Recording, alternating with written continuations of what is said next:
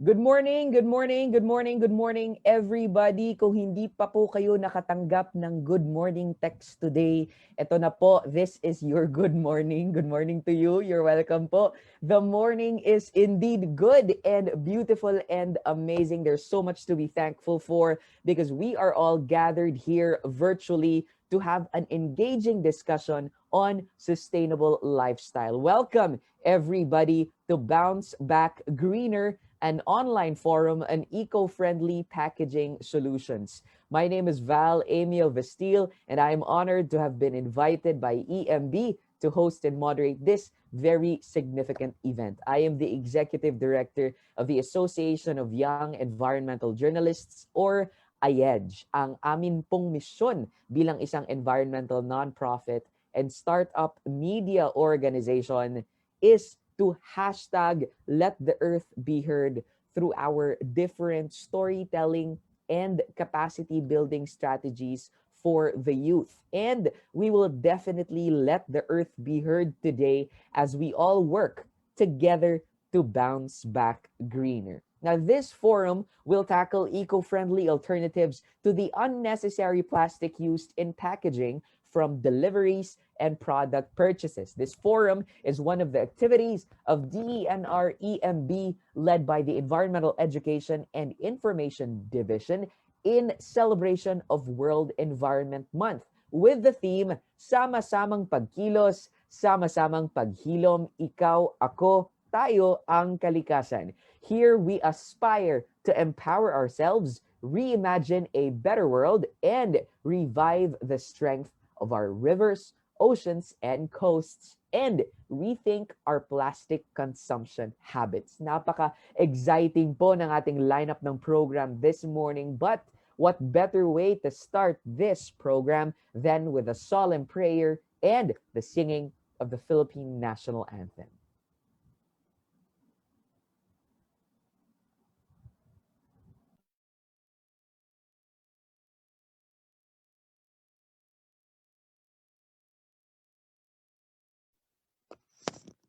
In the name of the Father, and of the Son, and of the Holy Spirit, loving, loving Heavenly Father, we come to you this hour asking for your blessing and help as we are gathered together. We pray for your guidance in the matter at hand and ask that you would clearly show us how to conduct our work with a spirit of joy and enthusiasm. Give us desire to find ways to excel in our work. Help us work together and encourage each other to excellence. We ask that we would challenge each other to reach higher and farther to be the best that we can be. We ask this in the name of the Lord Jesus Christ. Amen.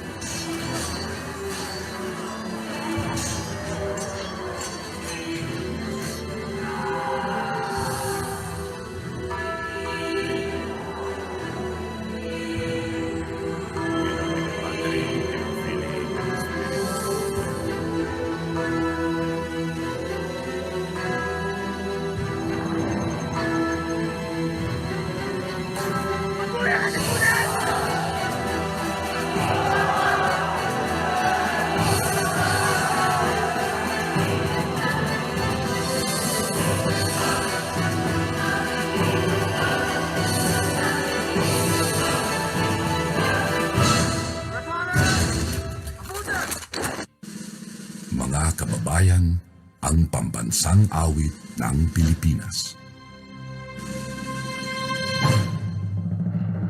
Kayang magiliw, dalas ng silakanan, alam ng puso, sa likid mo'y buhay.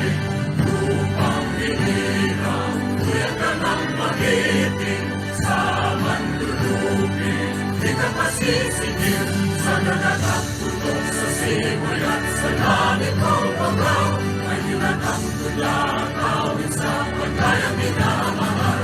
Ang isang lang matawad mo'y tagumpay na nagtitingin, ang bituin at araw niya kailan ang may nagtitingin.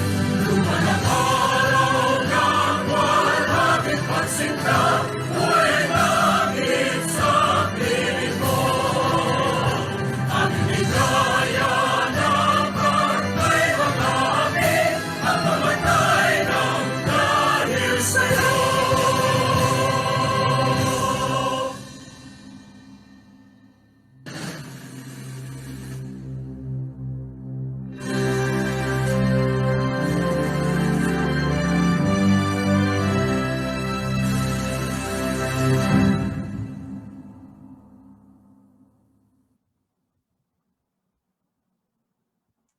And it's a good day to show our love for the environment by talking about the environment. But alam niyo, every day should be a good day to continue our own efforts in environmental conservation. So, ano po ang mangyayari this morning? We have invited resource speakers who will present their initiatives in promoting eco-friendly packaging and sustainable practices through their products and services. After each presentation, the panelists will have an opportunity to ask the speakers on their presented initiatives. Our panelists will also share updates on the national agency's actions for the reduction of plastic wastes. Now, the honor of welcoming us all to this occasion lies with no less than the Assistant Director of EMB, Engineer Visminda Osrio. Engineer, please take it away and good morning to you. Thank you very much, Val. Can you hear me? Yes, loud and clear po. Okay, so muli isang maganda at magkakalikasang umaga po sa ating lahat. So of course, in behalf of the DENR Environmental Management Bureau, I would like to warmly welcome all of you for joining in this Bounce Back Greener, an online forum on eco-friendly packaging solutions. So thank you very much sa ating mga partners and even mga kasama sa government offices, both at the DENR and other agencies. And of course, I would like to thank my colleague from the EMB and the officials and staff of this bureau for spearheading this online forum on a very timely topic. So for a decade, the world has grown accustomed to a simple and linear way of consuming products. So you buy the product, use it until you cannot anymore, then dispose of it. So without knowing where it goes or ends up, based on a 2020 study conducted by the Worldwide Fund for Nature or the WWF Philippines, says that at the national level, only 40% of packaging waste in the Philippines is collected. And only 9% of plastic waste is recycled. Our country is also the third largest contributor to marine plastic pollution, with an estimated of 0.75 million metric tons of mismanaged plastic waste entering our oceans every year. So the ongoing global pandemic has led us to rely more on plastics, mainly because of convenience.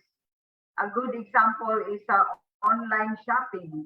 So instead of going out to buy something, you can do it online. Then wait for a few days. What happens next? So you receive your item wrapped in a plastic packaging.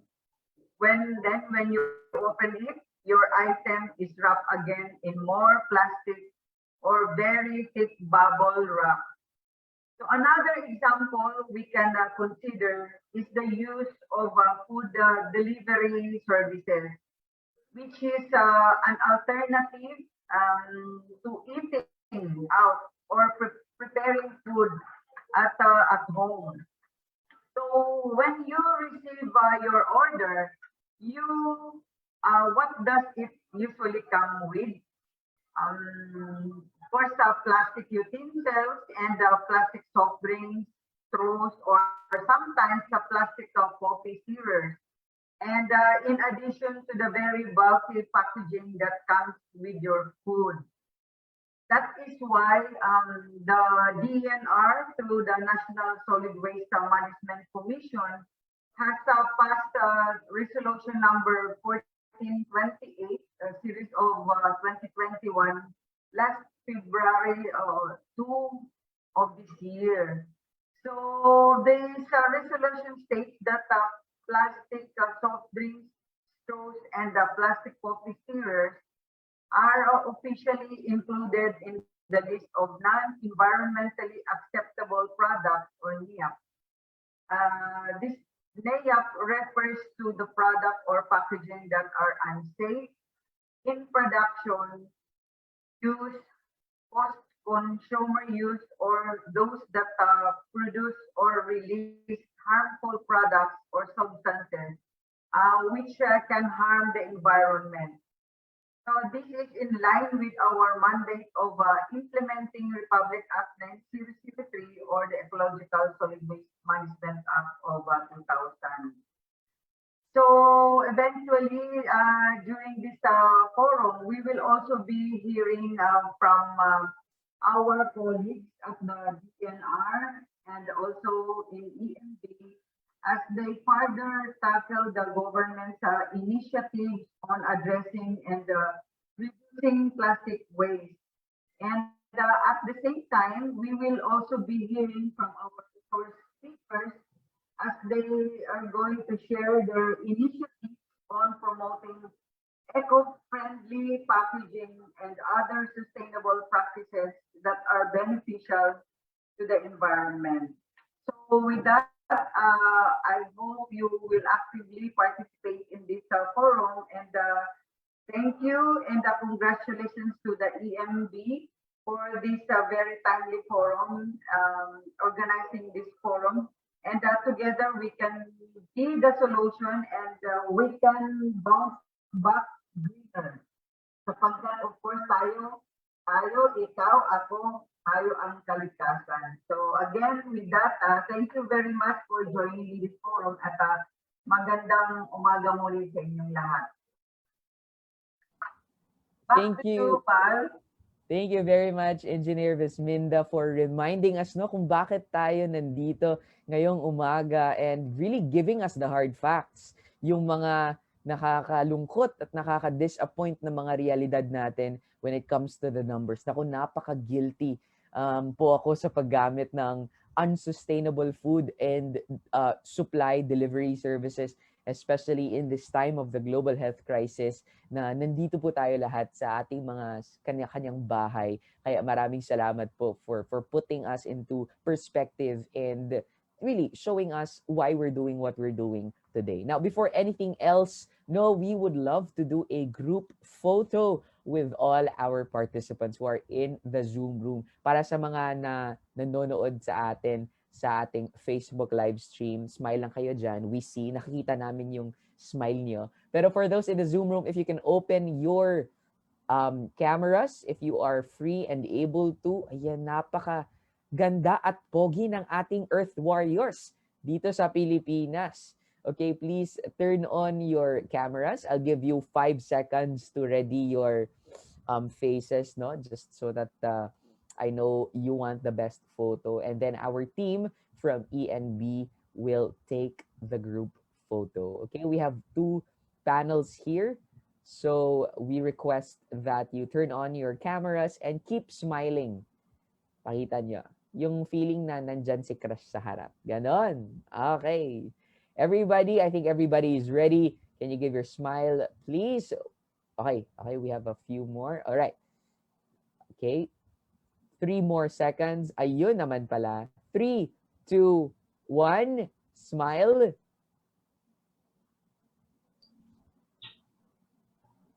Okay na po tayo. Then let's proceed to our second slide. Kasi dalawang panel tayo. Please still smile. 1, 2, 3.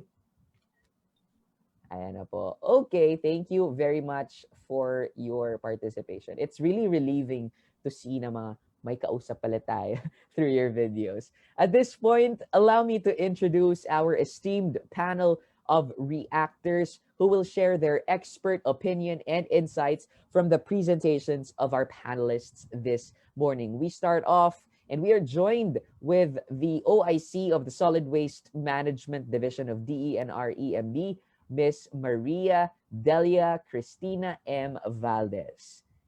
Ms. Valdez, Hi, good hello. morning. Good morning po. morning. Thank you for joining us.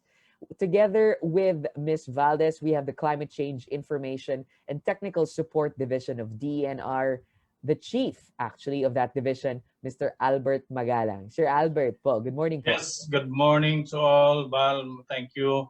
And masang magkakalikasang umaga po sa ating lahat. Maraming salamat po for being here, Sir Albert. And of course, to complete our panel of reactors, we have an entrepreneurship coach and mentor for DTI GoNegosyo, Mr. Joel L. Cruz. Magandang umaga po, Mr. Joel. Naka-unmute na lang po tayo. Okay. I'm sorry. Good morning. Happy to be here again. Thank you. Thank you, Sir Joel. Thank you for joining us. We are truly looking forward to hearing from all of you. So let's get the ball rolling and proceed now to the presentations of our speakers. We got the best of the best. So this is definitely worth the wait. Before that, however, I would like to remind our participants na nandito sa ating Zoom room and of course sa ating Facebook live stream to engage with us and the speakers at any point in the presentation. If you have any insights, comments, or some questions that you had in mind, feel free to fire it away. Our team will make sure to compile that and we will try to entertain that later on. Okay, so comment nyo yung mga insights ninyo. Of course, again, we will be having a communication evaluation form at the end of the program, so make sure to stay tuned for that. Okay, so if all our participants are ready in the Zoom chat, can you please give me a thumbs up here in the Zoom room or hit the thumbs up reaction on the button feature? May nakita ba akong thumbs up dyan? Ayan, okay, I see some thumbs up. I see thumbs up here in our Zoom room and I think everybody is more or less ready for our webinar this morning. To kick off our lineup of presentations is the CEO and founder of Orera Technology Manila. Now, she is a purpose and impact-driven professional with a passion for growth and sustainability. She's working on sustainable materials solution with a focus on mitigating the impacts of climate change. Her prior experience in the fashion industry highlighted the rampant use of non-biodegradable materials across all supply chains, inspiring her to find sustainable alternatives. It's time to learn more about her and the incredible work that they do at Orera Technology. Please give it up, everybody, for Miss Francesca Zaide. Miss Fran? Hi, hello. Can you guys hear me? Yeah, we can hear you, Miss Fran. Okay, so I'm just gonna share my screen right now. Go ahead. Okay.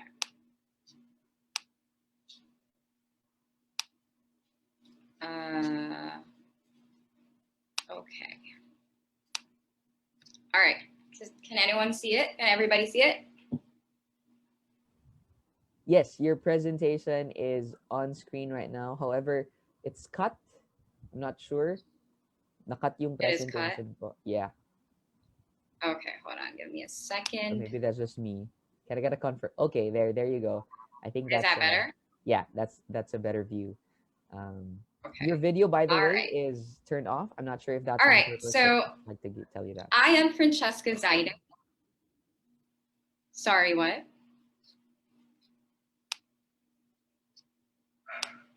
Go ahead, Miss Fran. Or my video. Hi. There you go. Okay. So I'm Fran, and I'm the founder of Orera Technology. And today I will be talking about why our company pivoted from packaging to a material solutions company. So we at Orera Technology set out with a vision to utilize the country's most abundant natural resources to introduce and innovate products that dramatically reduce waste and pollution in our region. It is our mission to educate consumers with available alternatives to plastic and paper materials, and it became our mission to help protect and mitigate the effects of climate change, as mentioned a while ago. So most single-use materials are petroleum or paper-based packaging, both which cause detrimental effects to the planet. And three major problems that we're addressing right now are solid waste, deforestation that eventually leads to public health risks. So what is the difference? So today, I'll be discussing three types of materials commonly used to make packaging. And I'll begin with plastic. Honestly, a conversation about plastic pollution should be a thing of the past, but here we are. And as you might have heard, most single-use plastic packaging is non-recyclable, meaning most of it ends up in our environment. And this has many detrimental effects. And for one, plastic is made from non-renewable fossil fuels. The extraction of oil is one of the largest contributors of CO2 emissions, therefore, a very important driver of climate change. And we don't really often realize just how much environmental harm our consumption of single-use plastic causes, all before it even got made into this cup right here. So then the actual manufacturing process in which the oil becomes this cup also produces CO2 and further contributing to climate change. And then finally, when it comes to its disposal, there are so many different types of plastic, but single-use plastic is often non-biodegradable. So depending on which type of plastic, it may even leach carcinogens affecting us, our human health. So these plastic wind up in our waterways, polluting our rivers and oceans, as you can see. And this ultimately has devastating effects on our marine life. But the effects honestly don't stop there. They break down into microplastic, which enter our food web through the fish that we normally eat. And the effects of this on our bodies has unfortunately not been extensively studied just yet. But we have another problem that hasn't gotten the same momentum as fossil fuels, and that is the shift of packaging to paper. It requires us to cut 3 billion trees every year for a product that we use for a very short amount of time. It uses 25 times more water in production, and less than 5% are being recycled due to the plastic lining that it comes with. And it causes deforestation, which is one of the main problems us personally at Orera Tech are very, very passionate on highlighting. However, there are other solutions that are available in the market as we speak, and that is packaging made from natural fibers. Though the water and energy consumption is currently high in processing these materials, if we look at the bigger impact of solid waste from plastic and deforestation from paper, it actually offsets overall impact of production compared with the compostability of the material that we see right in the screen. And since we only use byproducts of the food industry, it doesn't really require us to cut down trees or promote monocultures, which then leads to a bigger headache. From mass deforestation and wildfires to flooding, we just started to see the impacts of these phenomena. And when people start mass migrating, this will ultimately result in more chaos.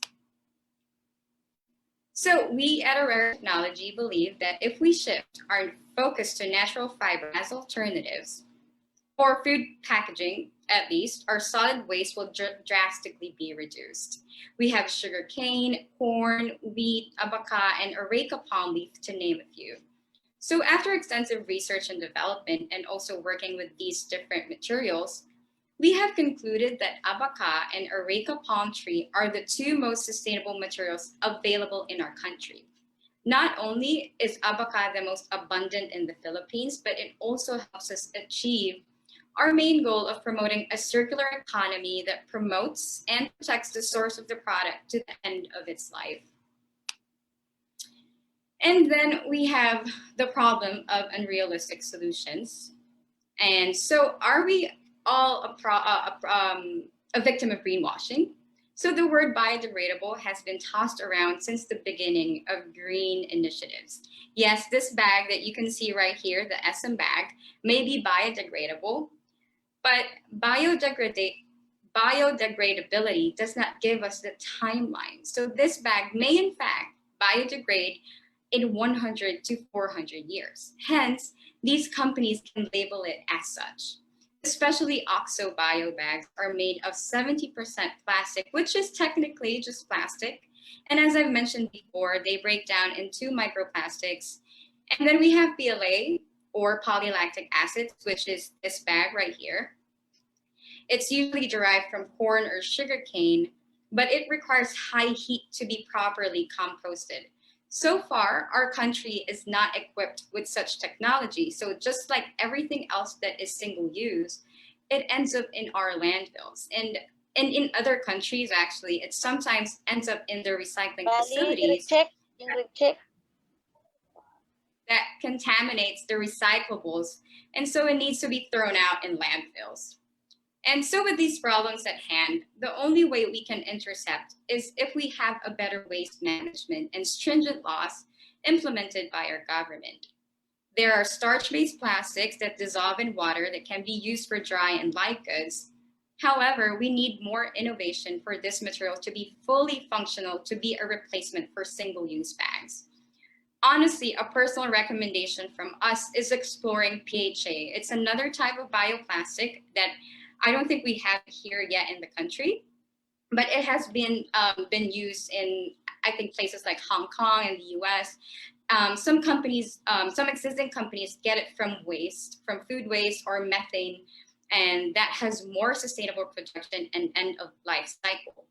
It does not have toxic effect when degrading, making it a truly sustainable alternative from beginning to end. And so we have to understand that the product we use and introduce should have a life cycle analysis, wherein our country's laws and waste management companies can take in.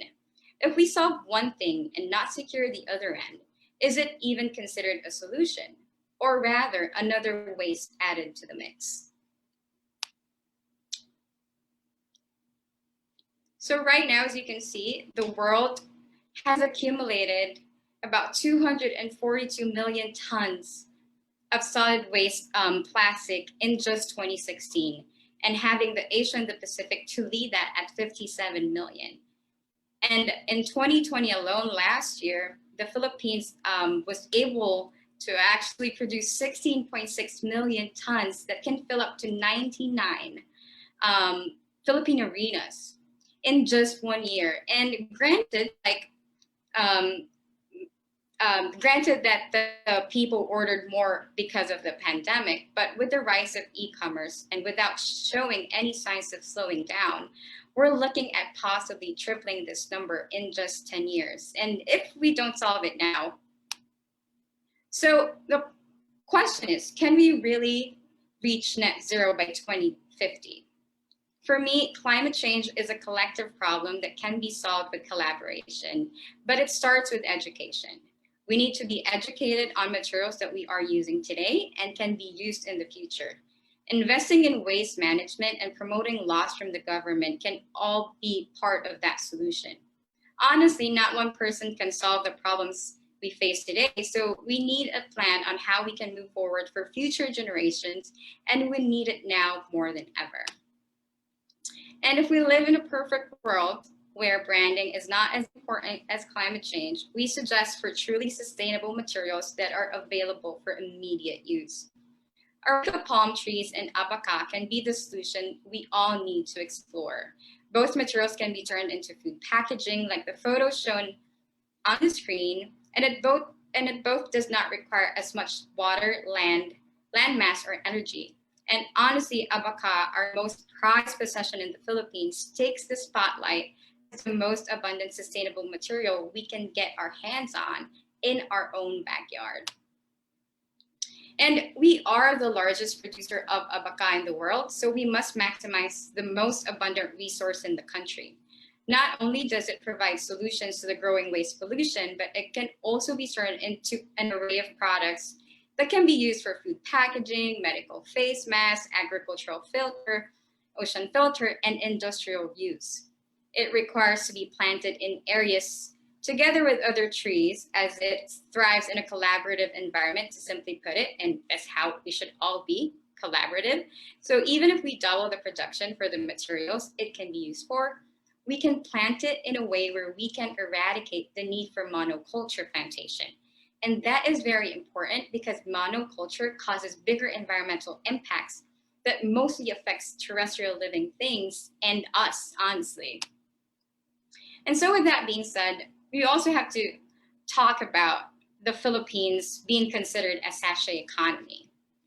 And whenever we call out big companies like what you can see here, you have Unilever and Coca-Cola, whenever we call them out, you usually hear the common phrases of answers like from them, which is what they would say, this is what our country can afford, or this is what the people can afford.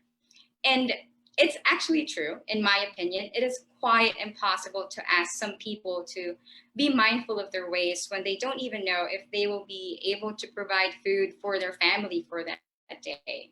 I mean, we have to be really realistic for these problems to have answers, so we cannot impose, our country is not made that we can impose this to them. So what we can do is we can hold the big corporations who make billions of pesos every year to be accountable for the waste that they accumulate. There are available solutions, and all they need is to step up and care. But let us not forget that our government plays a vital role on this. And with that being said, a great example could be funding a breakthrough technology from a local scientist from Cebu. So Mr. Montenola was able to make bioplastics made from seaweed and mango. And mango, seaweed, and abaca are one of the most abundant resources that we have in this country. And all three has the main components on making bioplastic that can hold both solid and liquid ingredients. So we do have the solution that can solve the problems that we are currently facing. But like what I have said multiple times, collaborations are very crucial for us to reach breakthroughs. And other than material solutions, we also have to promote and incentivize composting. We highly suggest that the government, together with private entities such as ourselves, promote the importance of composting from mid-range to home to municipal waste composting. Labeling and segregation of compostables should be a part of education, from students to us consumers and to the restaurant owners that produces large amount of food waste. By segregating compostables, we will decrease the amount of methane being released in our landfills, and we can produce compost that will help our farmers have a more eco-friendly approach to using fertilizers. It all starts with small ways, as small as composting the trimmings of your homemade food, like the food that you'll make today, like sinigang or your inola. That alone can have a huge impact in the end, and that will be beneficial for us all. And so, that being said, our mission is to improve, protect, and preserve the environment with a vision of pioneering green technology, sustainably sourced from nature and sustainably sourced in the Philippines. Thank you.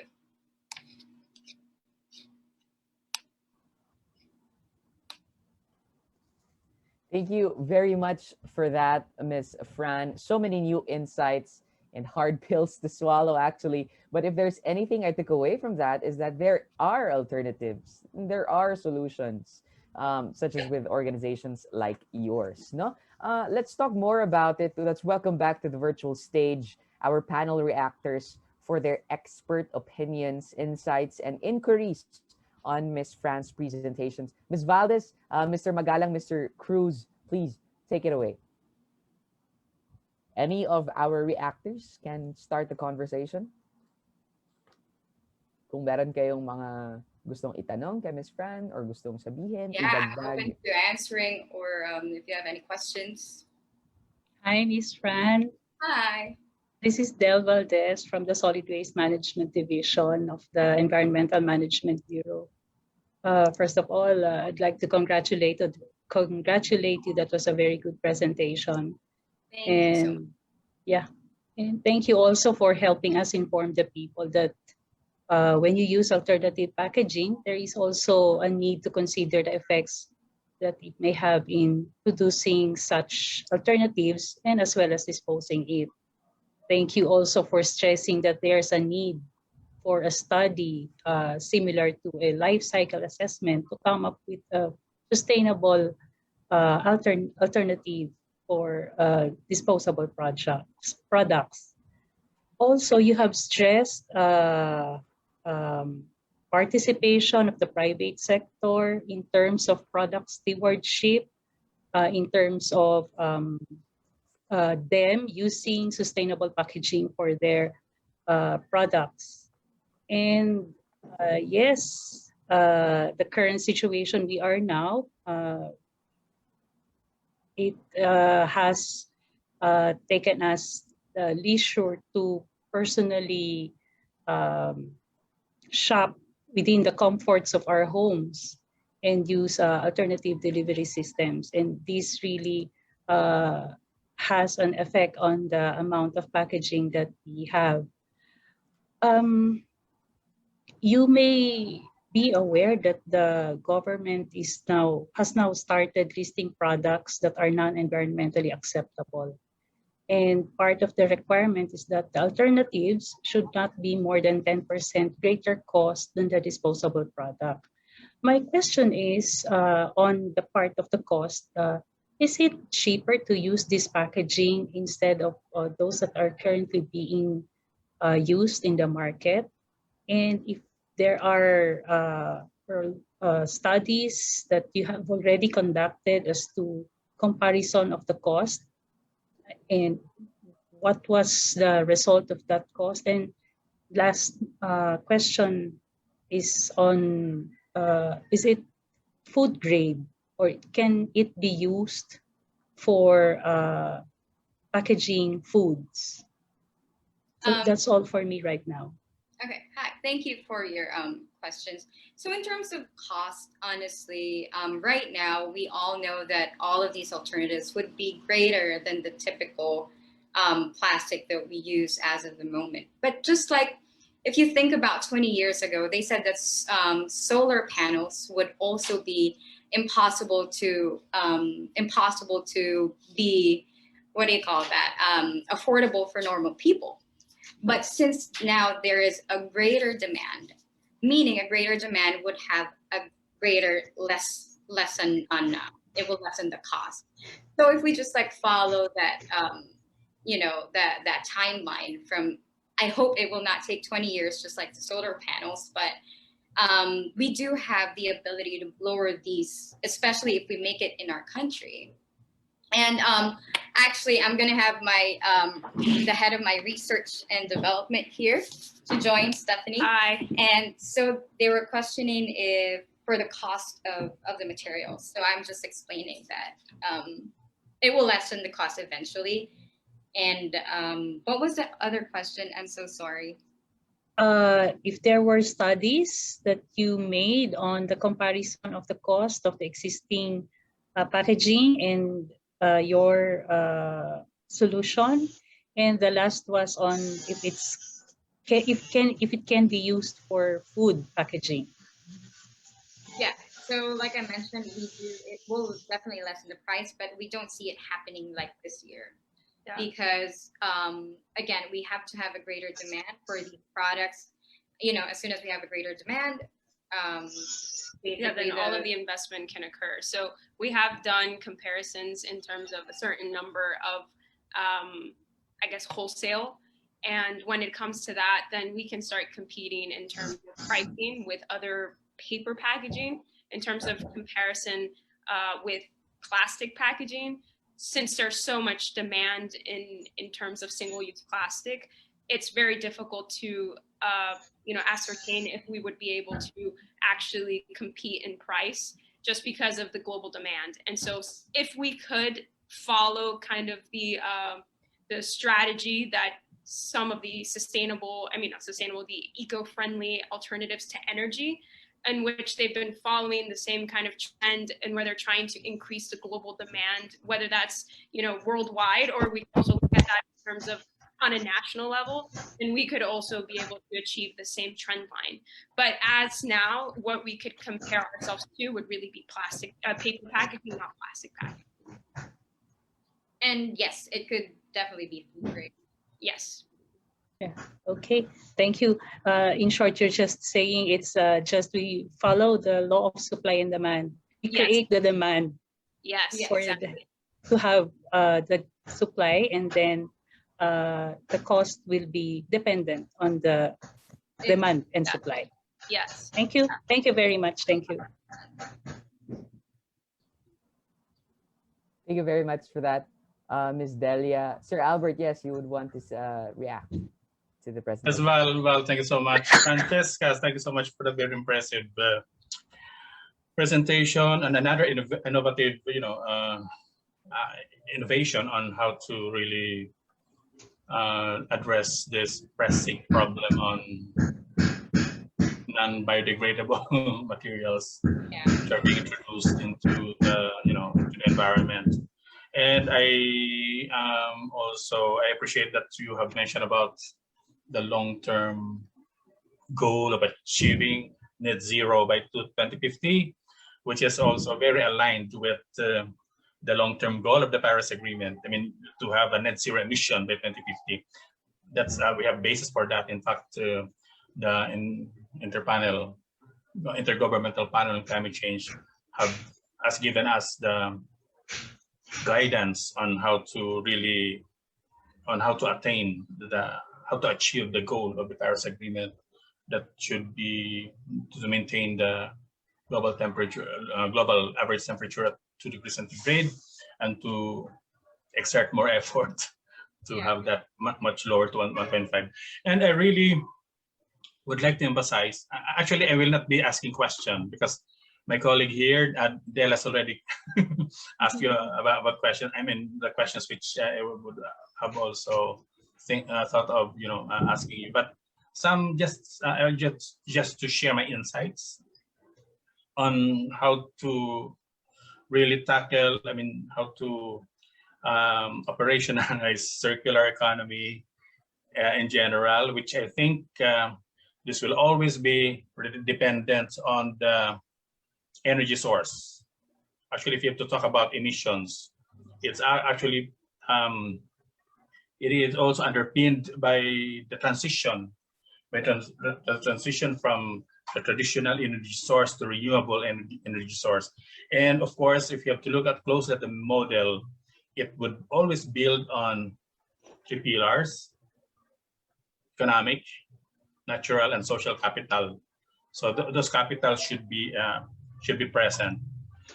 And Orera actually is working on how to redesign products to replace non-renewable materials with renewable, or the green ones, the regenerative green ones, I mean green materials. So that's actually one of the strategies of circular economy, and I hope that we are on that road. I mean, you have that kind of roadmap wherein we would like to attain these strategies under the circular economy. And of course, it would be good also to take note that waste should always be considered as a resource that could be used by another process or by another industry. In fact, we have that kind of experience at the Environmental Management Bureau. We have the Industrial Waste Exchange before, which is basically a circular economy being implemented among industries. So this initiative is worth noting. In fact, we did this kind of initiatives being initiated by the private sector themselves. And of course, we would like to look at this also become a part of the APR, the extended producers responsibility of industries. Although we really have to be more, have to closely look at in terms of resource intensive kind of looking at resource intensive what all this perspective on looking at materials. Like for example, they said that plastic bags would always be more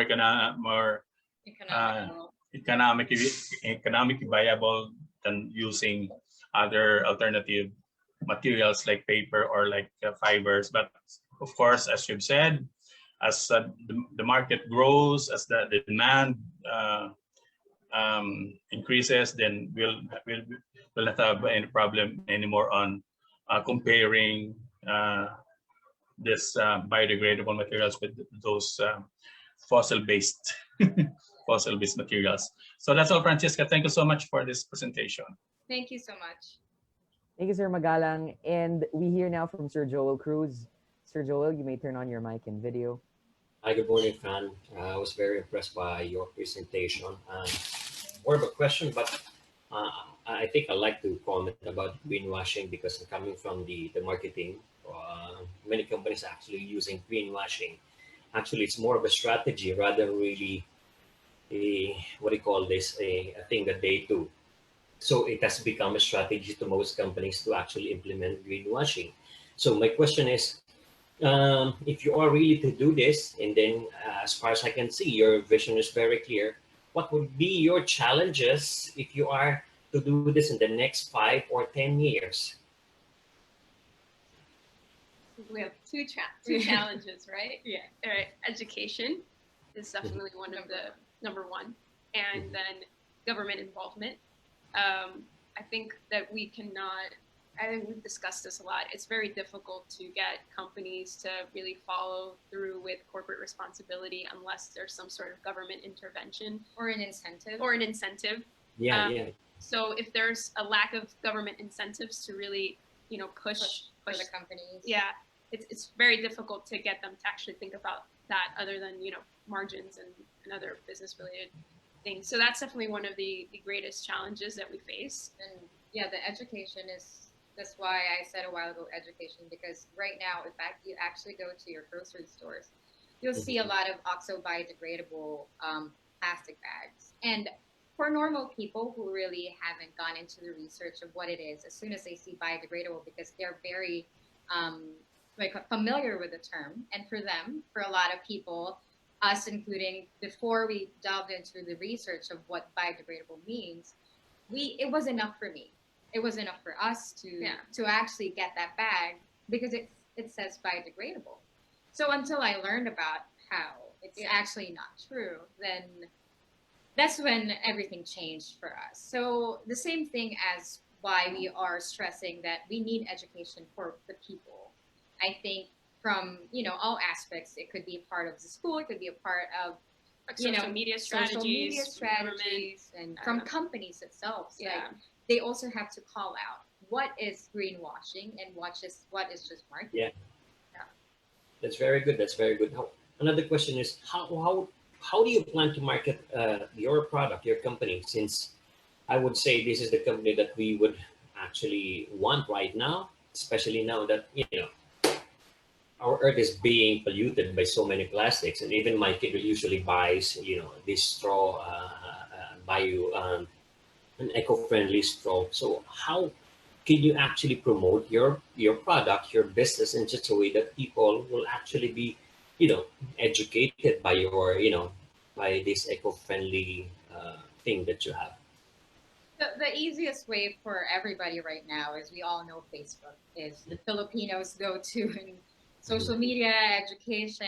So that has been one of our main marketing platforms. Yeah. And other than that, what we did before when we started Orera, that was when really It was, the like companies- purely on the ground marketing when we first started. companies didn't even know what was compostable materials then. So what we did, I remember her and I and our other partner would go into all the malls and go into every restaurant to explain what it is and why we should talk to their bosses. Now we don't have to do that because we were able to do it before.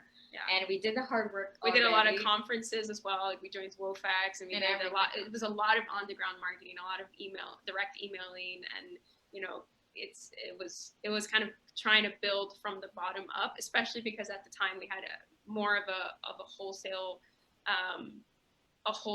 strategy. So we weren't really, like, digital marketing was a great way to get the information out there, but the consumers that were on that platform weren't going to necessarily be able to order, like a wholesale amount of product. They were really looking for something more retail based. And so that was another thing why we just really focused a lot on the ground and really trying to like build up from the bottom up, really.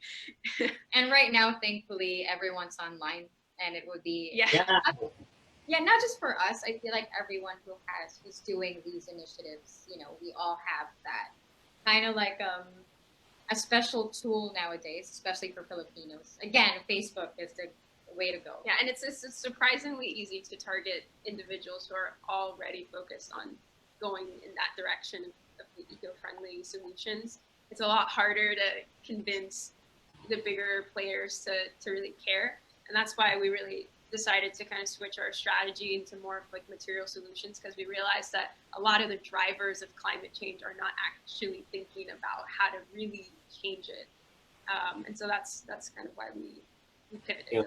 I admire seeing young entrepreneurs like you. Now, another question is, of course, there are companies also into this kind of business. What will be your difference as compared with them? Or I would say, what's your unique selling point, proposition, compared with the other eco-friendly company? Well, our unique selling point is Orera is really focused on maximizing the abundant materials that we have. Okay. And if we make it here, if we develop it here, we make it here, we give incentives to farmers. Right. And we have, as Filipinos, use the products that we produce. I mean, that's not for, I think right now, as of this moment, it's only Orera who's tackling using a baka as a food packaging alternative. So that would be our. I think it's also strategy. important to mention that it was sort of our intention to, when we first came here to start the company, to actually invite in the competition, because we knew that we needed supply, we needed that growth, because if you only have one company, then unless you're kind of like an online company, it's very difficult to really get people, especially in a country more cost conscious, to really get more people to really supply that demand. And so we knew that the more competitors that we could have, the more discussions there'd be, the more people would actually start to look, wow, there's an actual market opportunity for this. Whereas before, when we first started, I think we were the only compostable food packaging company back then, and everyone was just kind of like, wow, that's crazy that you're trying to tackle this in the Philippines. And we would be like, well, let's see what happens. And we set a goal for ourselves that if within a year we don't have competition, then there is no market opportunity. And we're not doing it right if we don't. And within a year, people. there were like 4, 5, 6 different companies popping up all the time that were doing almost the exact same thing. And then we thought to ourselves, wow, so there really is something that we can do here. And that's when we were like, okay, great, let's start doing material sciences, and let's try to tackle more than just the packaging industry. That's not only our primary focus. We want to target everything, from construction to all of these different things, and see if we can keep on driving that demand. So that was really kind of a great thing. So sometimes competition can be pretty great. Really good. Yeah. Yeah, that's good. That's good actually. Well, competition is actually good. It's not actually a bad thing to have competition, because if you had competition, meaning the industry is growing. Yeah. The reason why I ask you about your unique selling proposition is that it will actually make you stand out from the rest of this competition. So I suggest that you do what you're currently doing in supporting all these abaca farmers, or abaca is coming from banana, right? If I might. It's like a hybrid. A cousin. They always say it's a cousin of banana tree. Yeah. Without the fruit. I never even heard of it. I'm not from the Philippines, so when we started exploring it, I was like, oh my God, this is like a magic plant. Why is nobody talking about this worldwide? It's our golden child. Yeah, it's incredible. We have so many abaca here in the Philippines, so it's really abundant. So keep doing what you're doing, guys, and look at your vision day in, day out, 5-10 years from now. Although it may be hard at first, just like what you mentioned, first years will be tough. But you know what? Nothing comes close to your vision if you are doing your mission every day, day in, day out. Doing this, not just for the next generation to come, but you're actually helping out the earth, to heal. That's good.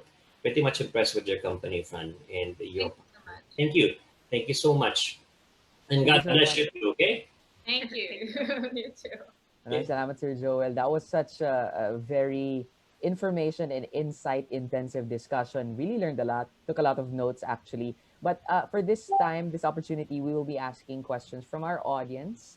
But before that, Fran, and thank you, by the way, for having a special guest with us. Can I get your name again? Sorry.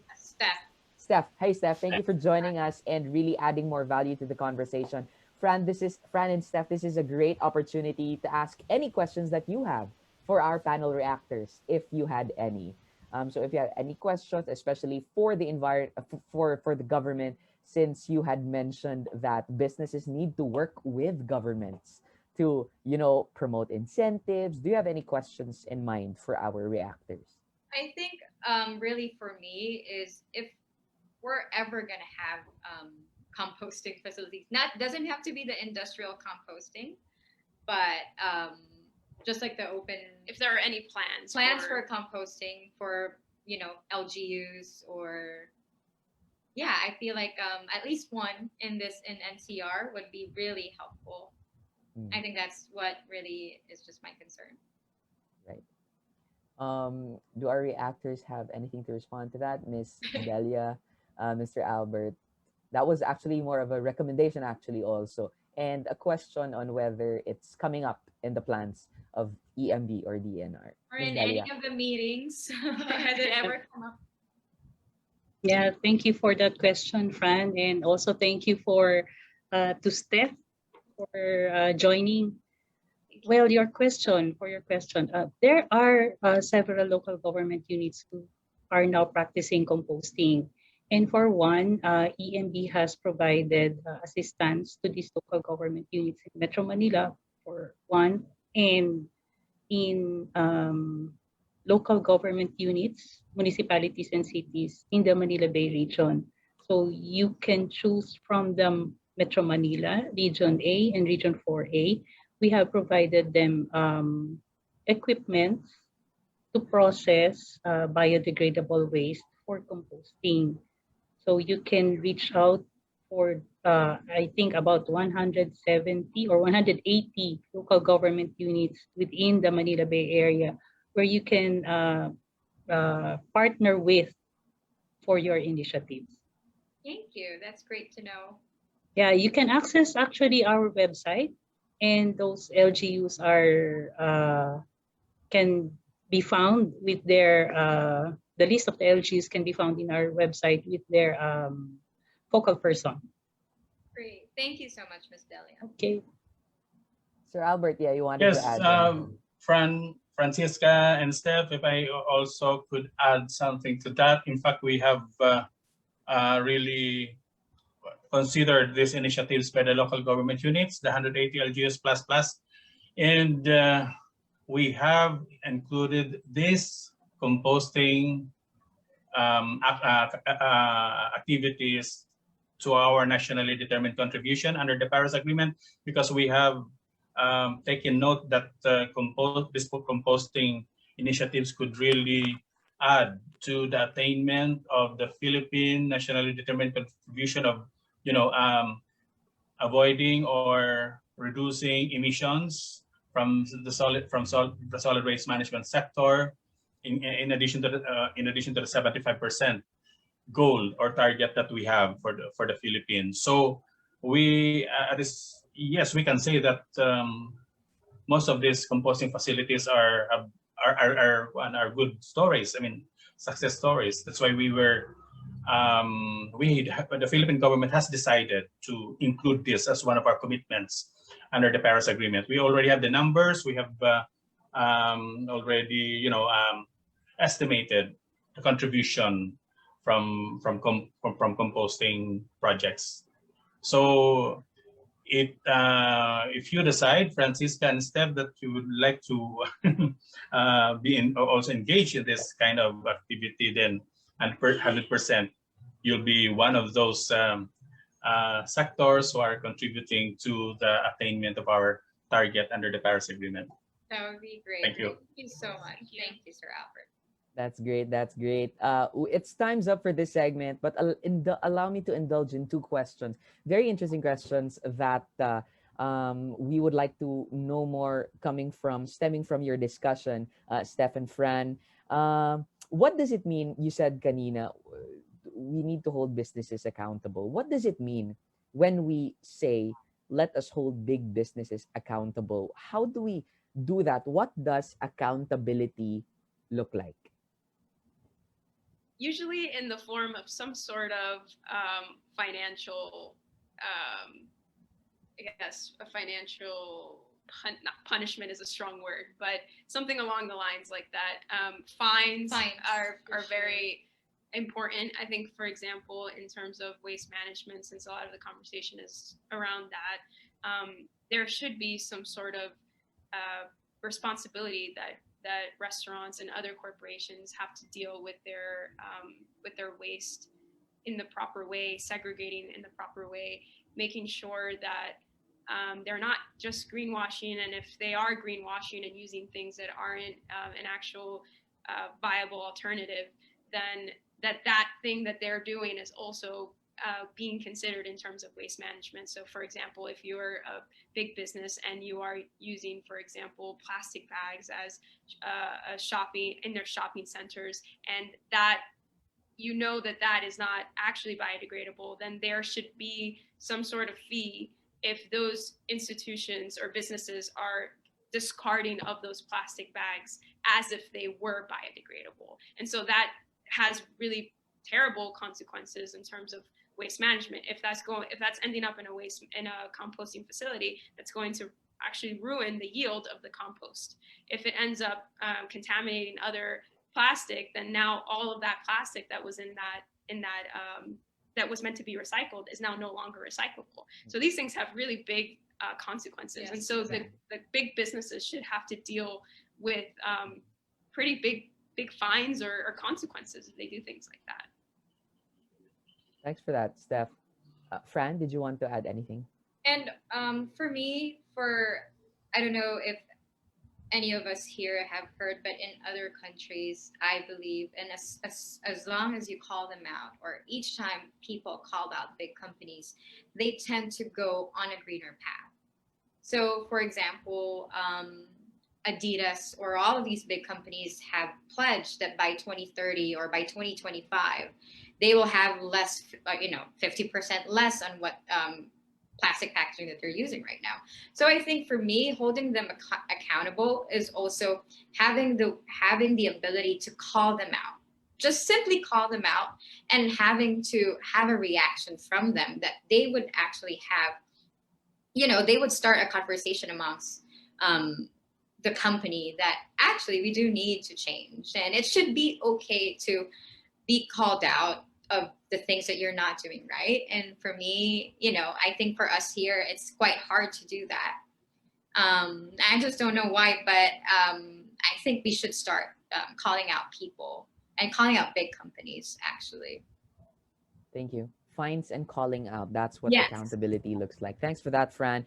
One final note, very quickly. How can we encourage our people to minimize plastic usage when in reality, it is the most readily available and cheapest option for packaging? I think that was the essence of our conversation today. But just to wrap it up, can you please answer this question, Fran? And for me, if we start telling everybody that the most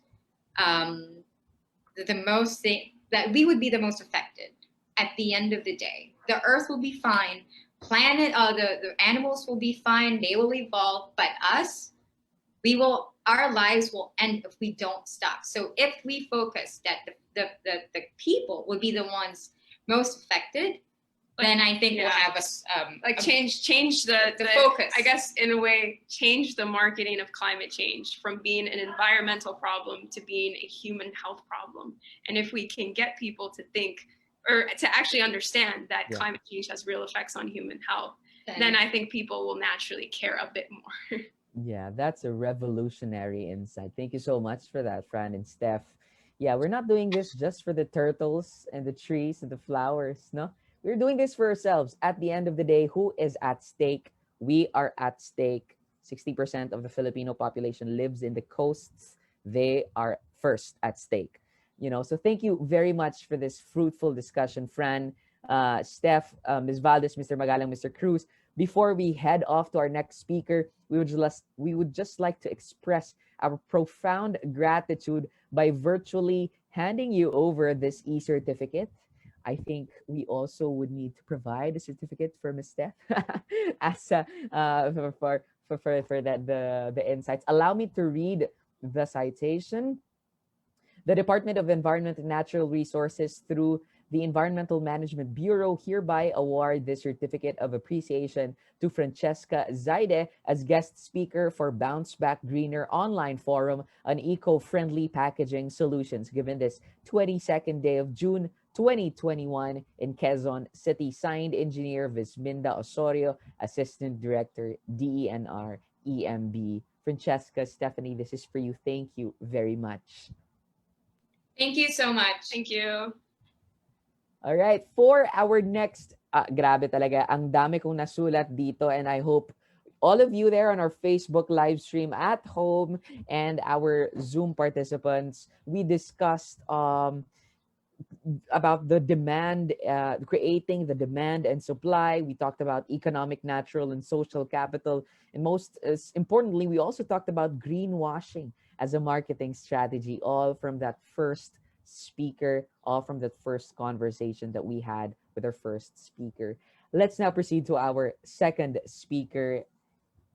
We will have another woman share their story of a startup sustainable delivery service in Metro Manila with a plastic-free promise. We have with us this morning the marketing head of Fifth Express, a service that could help fellow businesses lessen their environmental impact without sacrificing their logistics efficiency. Our speaker, Ms. Marge Orpilia, is a plastic-free advocate.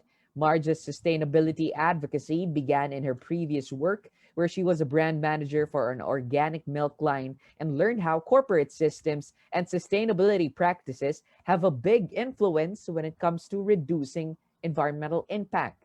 Together with its founder, Red Santos, Marge has ventured to share their advocacy and building a community of Earth warriors, one shipping at a time. Please let us know how to be more responsible online shoppers or sellers. Miss Marge, this is your time to enlighten us. Thank you for that introduction. Let me share my screen. Hold on.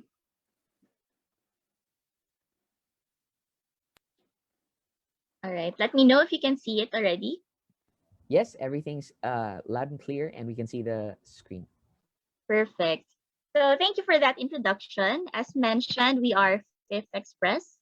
We are a youth-led startup delivery service here in Metro Manila, and we have a plastic-free promise. So my name is Marge Orpilla, and I'm representing the company today. And we just hope that we can share our advocacy more and probably inspire more people, more of the youth who are attending this talk today. All right. So I would like to start the discussion on this particular topic, which is sustainability. I know the main topic is plastic usage, plastic waste, but let's go back. Let's pull back a little bit and go back to sustainability.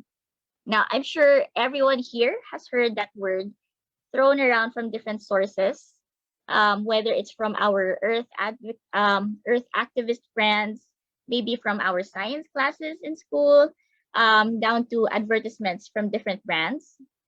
There's a lot of them. Promises from different companies, the mission, vision, these things. Right.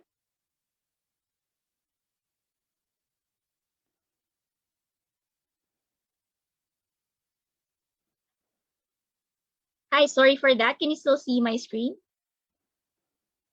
It's a bit black. It's a black screen that we're seeing right now, Marge. Okay, hold on. Just reshare.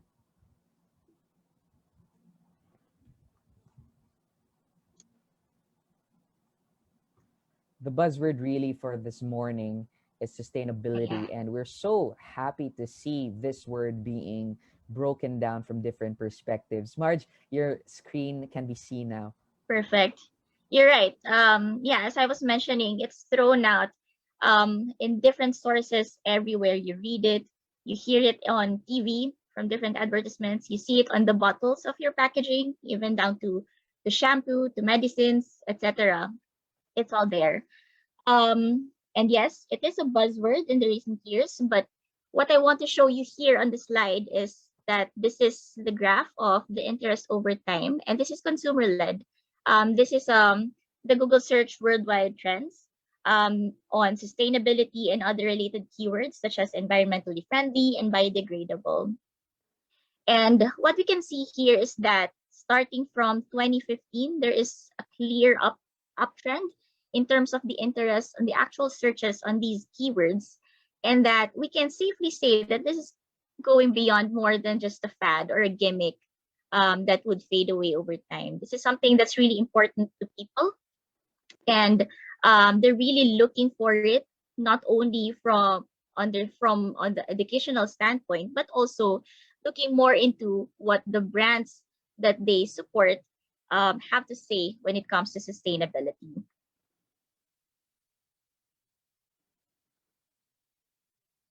Right. So since we're already talking about sustainability, let's kind of define what sustainability is. At the moment, there's no real unified definition when it comes to sustainability, but we can turn to the most commonly quoted definition by Brundtland 1987 from the World Commission on Environmental and Development report at that time, wherein they said that sustainable development is the development that meets the needs of the present without compromising the needs of the future generation in order to meet their own needs. And then another definition made by Harwood during 1990, they defined it in terms of agriculture, wherein they surmised that this is a system with greater focus on human utility, efficiency of resource use, and a balance with the environment. So it's a big term with a lot, it's a very loaded term. And industries around us have already broken this down and allowed it to be more digestible by the common people or the consumers. And this is kind of what we were talking about earlier, wherein in the effort to make it simplified, it becomes oversimplified and sometimes becomes a marketing agenda, but more on that later. These are some of the familiar words that you'll be seeing everywhere, where they break down sustainability into recyclable, biodegradable, carbon neutral, low impact, etc., etc. And as what I've been saying, the clamor is there from the consumers themselves. We are ready. We're ready, aware, ready, and demand for sustainability from the brands that we support. So it's clear here. This is a study by Nielsen in 2018. This is a 2017 report, rather. And what we're saying here is that across all genders, across all generations, there is really that demand for corporate sustainability already, and this is being led by the youth, mainly in the millennial sector. And with the shift in behavior, it's all the more important and crucial for companies and businesses to place importance on how they do their processes in order to connect with their value-driven consumers. Right. So zooming in on plastics, which is quite frankly one of the more glaring problems, not only here in the Philippines, but globally. And there's a lot of focus in terms of how we can regulate and manage plastic production and waste.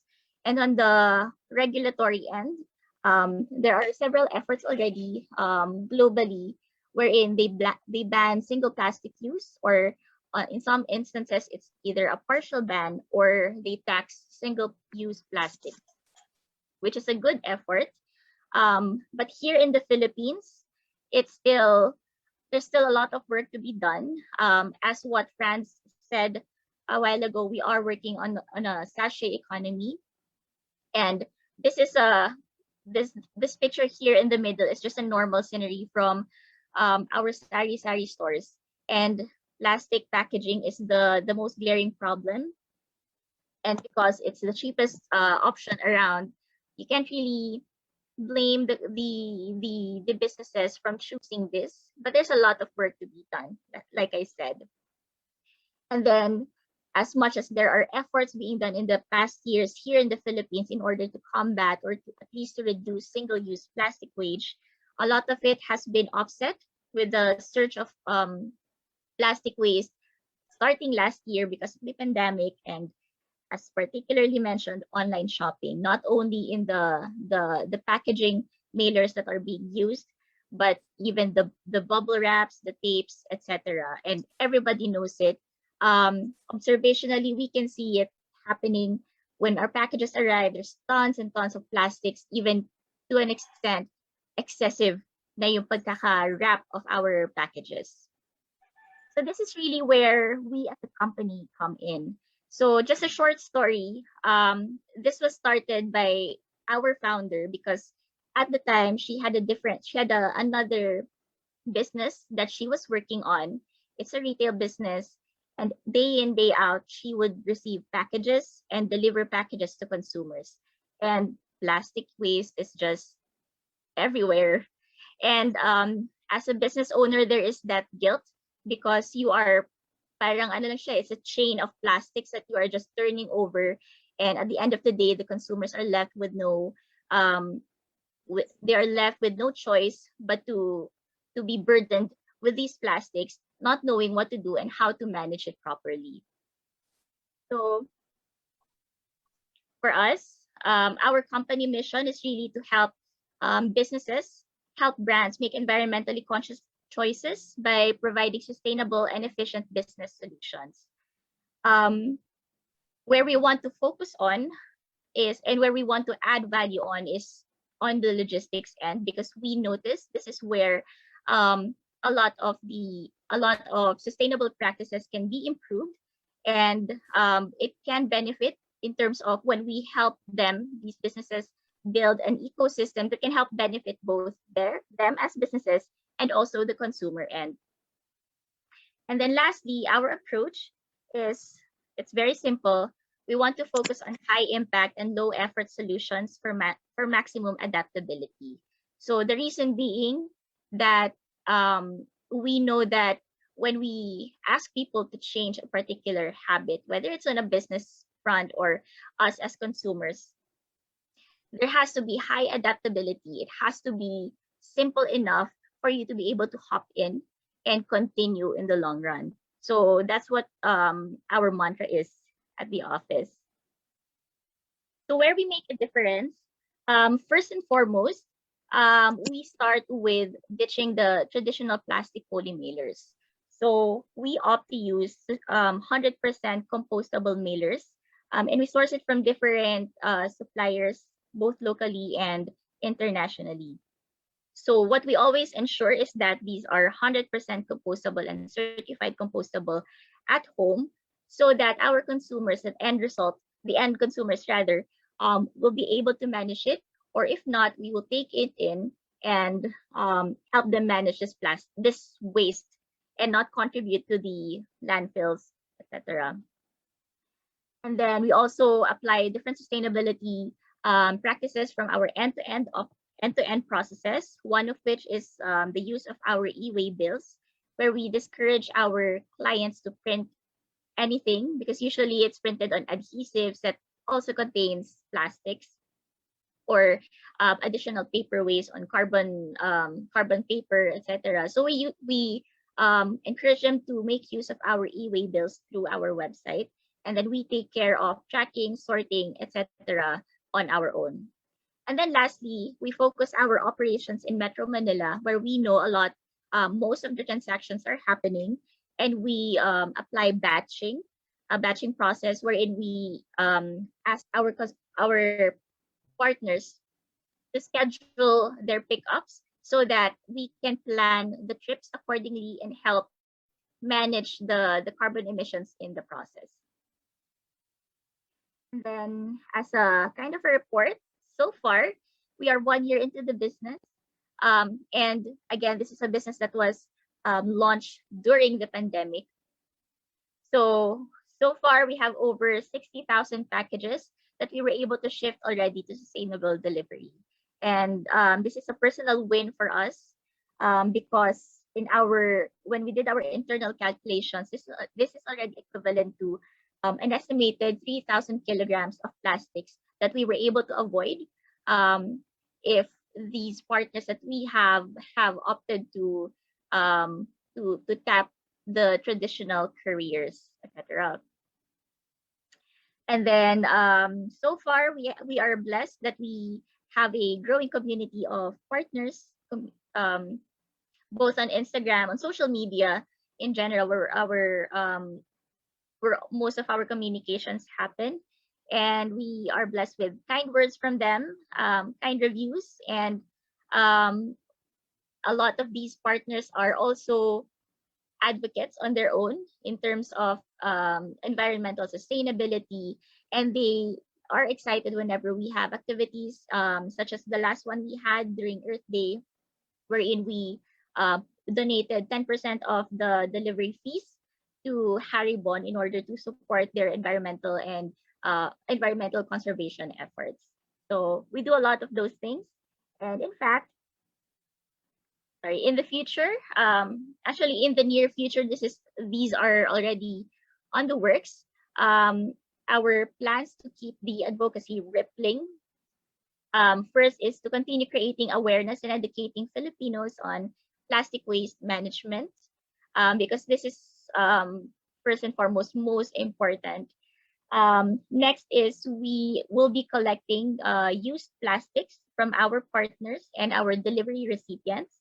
So in one trip, we deliver and we collect plastics that they will be donating, and we will be the ones taking care of turning it over to our partners, to our key stakeholders, who will then be turning these donated plastics into more useful upcycled materials.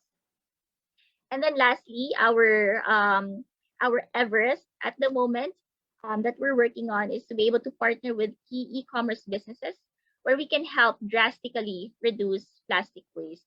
So this is actually where the business really started. This is a problem that we wanted to solve, and we will keep working on it until we are able to help solve it, be part of the solution. And just last words from us. So this is a quote that we came across. This was actually presented by one of ASEAN speakers that we were blessed to have heard. And they shared with us that we are called to be the architects of the future, not its victims. So, as we mentioned, we are a youth-led startup organization. The forces of change for big things like this, of course, does not entirely rely on the consumers or us. It's a combination of efforts from the regulatory end, from our policymakers, from big businesses, and from consumers. But every person who are creating solutions, creating an effort to make smart decisions towards sustainability is already a step towards the right direction. So we are not gunning for perfection. But yeah, solution every step of the way is our key mantra. So that ends my presentation. Thank you. Thank you so much, Marge, of Fifth Express. I feel so proud about the work that you do, even though Thank we you. don't know each other, but I feel like there's so much connection to the kind of work that you do, especially that you're youth led. I am also managing a youth led NGO right now. So it's nice to see people of the young people like us really making the change that I love that nod to be the change that you want to see in the world. Consumers buy the change that they want to see in the world. I loved it so much. Thank you for that, Marge. Incredible, incredible. For our Zoom and live stream viewers, mag-comment na kayo sa inyong mga insights, opinions, and questions for our speaker because we are collecting that and we are compiling that while we wait to read that. Let us see what our panel of reactors have to say. Ms. Valdez, Mr. Magalang, Mr. Cruz, please do the honors. I think we can begin with Mr. Joel Cruz for your reaction to the presentation.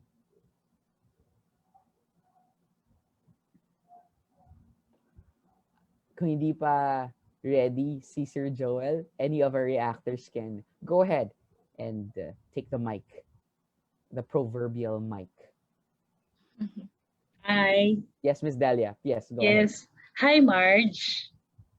Hi, good morning po. Yes, similar to Val, I am also honored and happy na we have young and great entrepreneurs and we see the future of the Philippines in you. Yeah. Thank you for your presentation, Marge. This is not a question. It's more on a remark or a comment.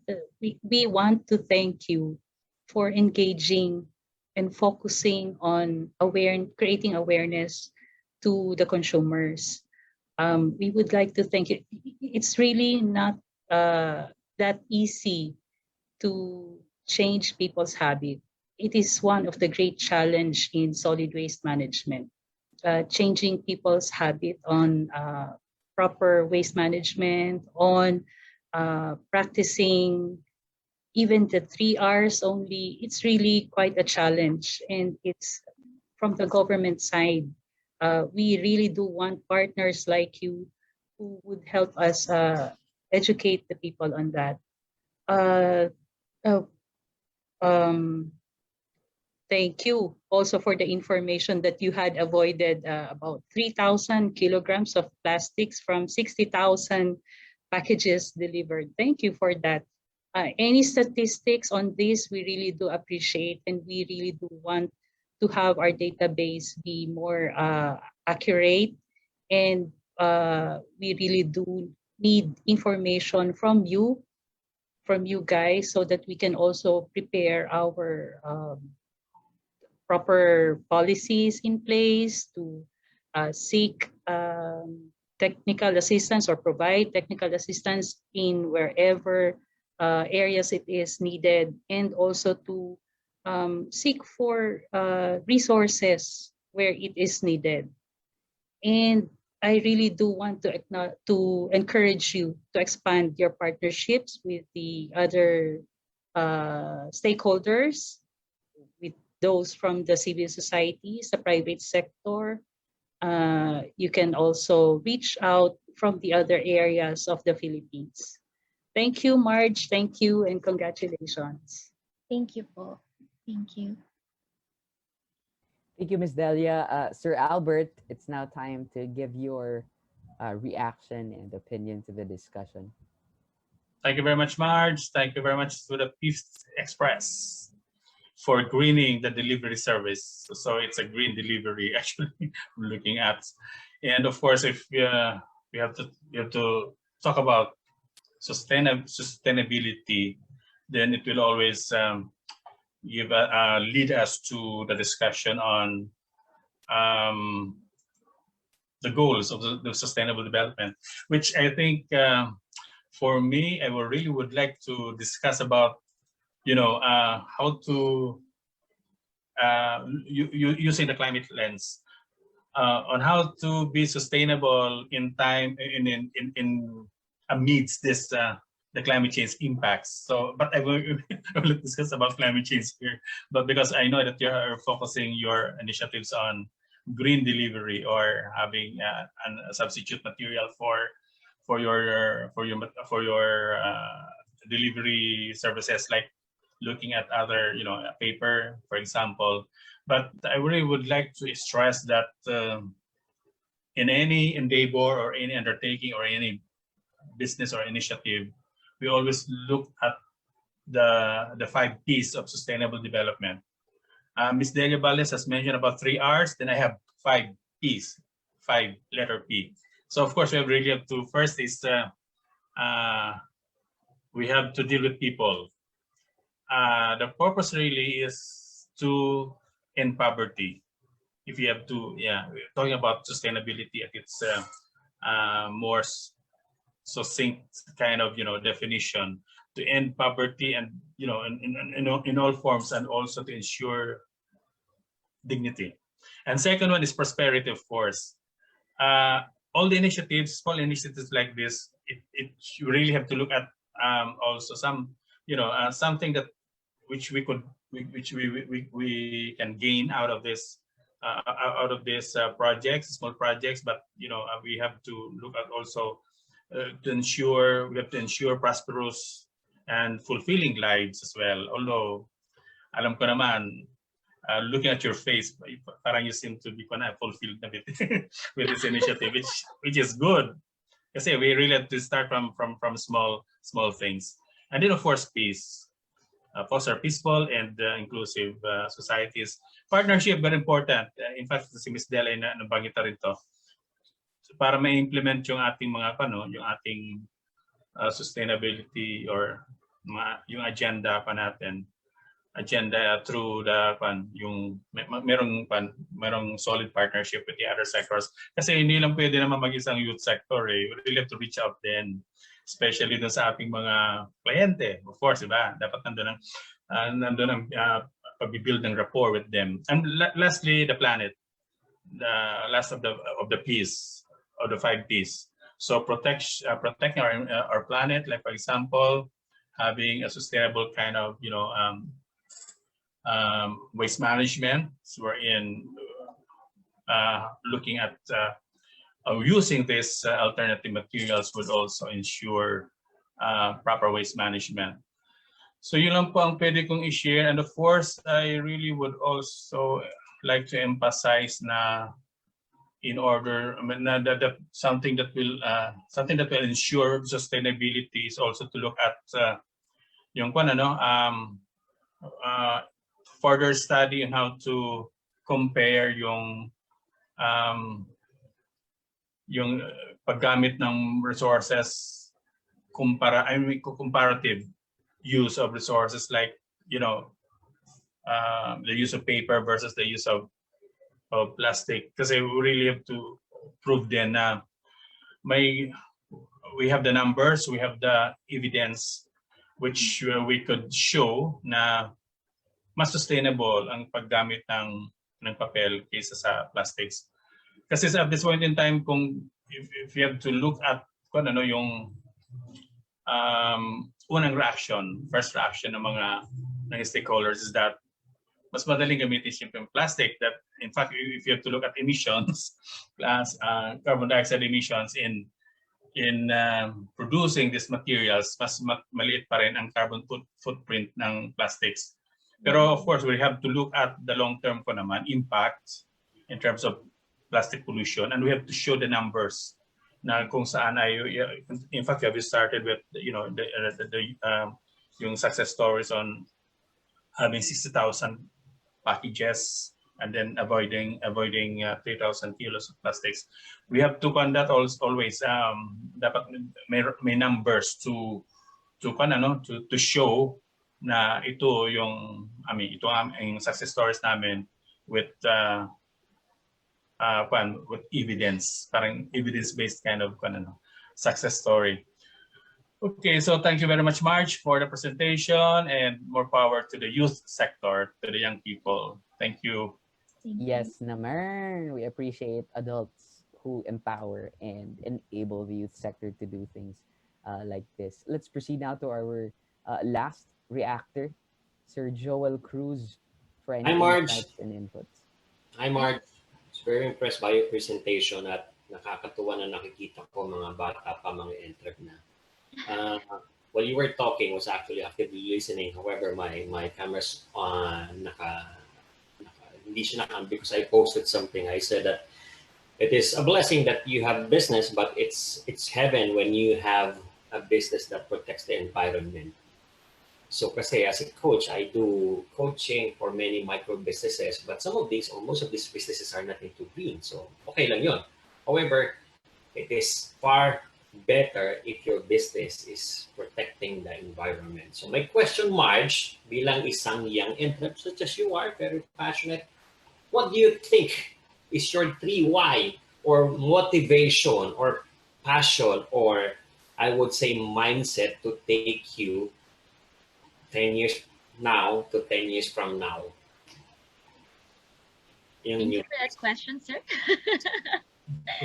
No, but kidding aside, it's funny that you asked that because just the other day, my business partner and I were talking about this. Na our quote that time was, "If the whys are clear, the house will follow." Exactly. It's just a nice saying, but for us, we started this because we wanted to create solutions. There's a personality type for that, yes, but we just feel that there is a lot of gaps that can be filled in, and everybody has to help each other in order to fill those gaps. So that's our core as business people. We want to create solutions. We want to help these businesses who are struggling to find the right step towards sustainability. We're not saying we're the perfect choice. We're not saying we have the perfect solution on hand, but we have a better solution than what we feel they have in place at the moment. That's very good. That's very good, Marge. Well, actually, as an entrepreneur, I've been talking to many micros. They have different motivation, or I would say the whys. Of course, the basic are they wanted to earn money, they wanted to have a big house, a flashy car, whatever, or early retirement. But I always say the biggest motivator here is to create solutions. Create solutions, and these solutions that people will actually use. Let alone solution that would protect the environment. That's something. So, Marge, keep doing what you're doing. At a very young age, nakikita ko yung passion mo at motivation mo.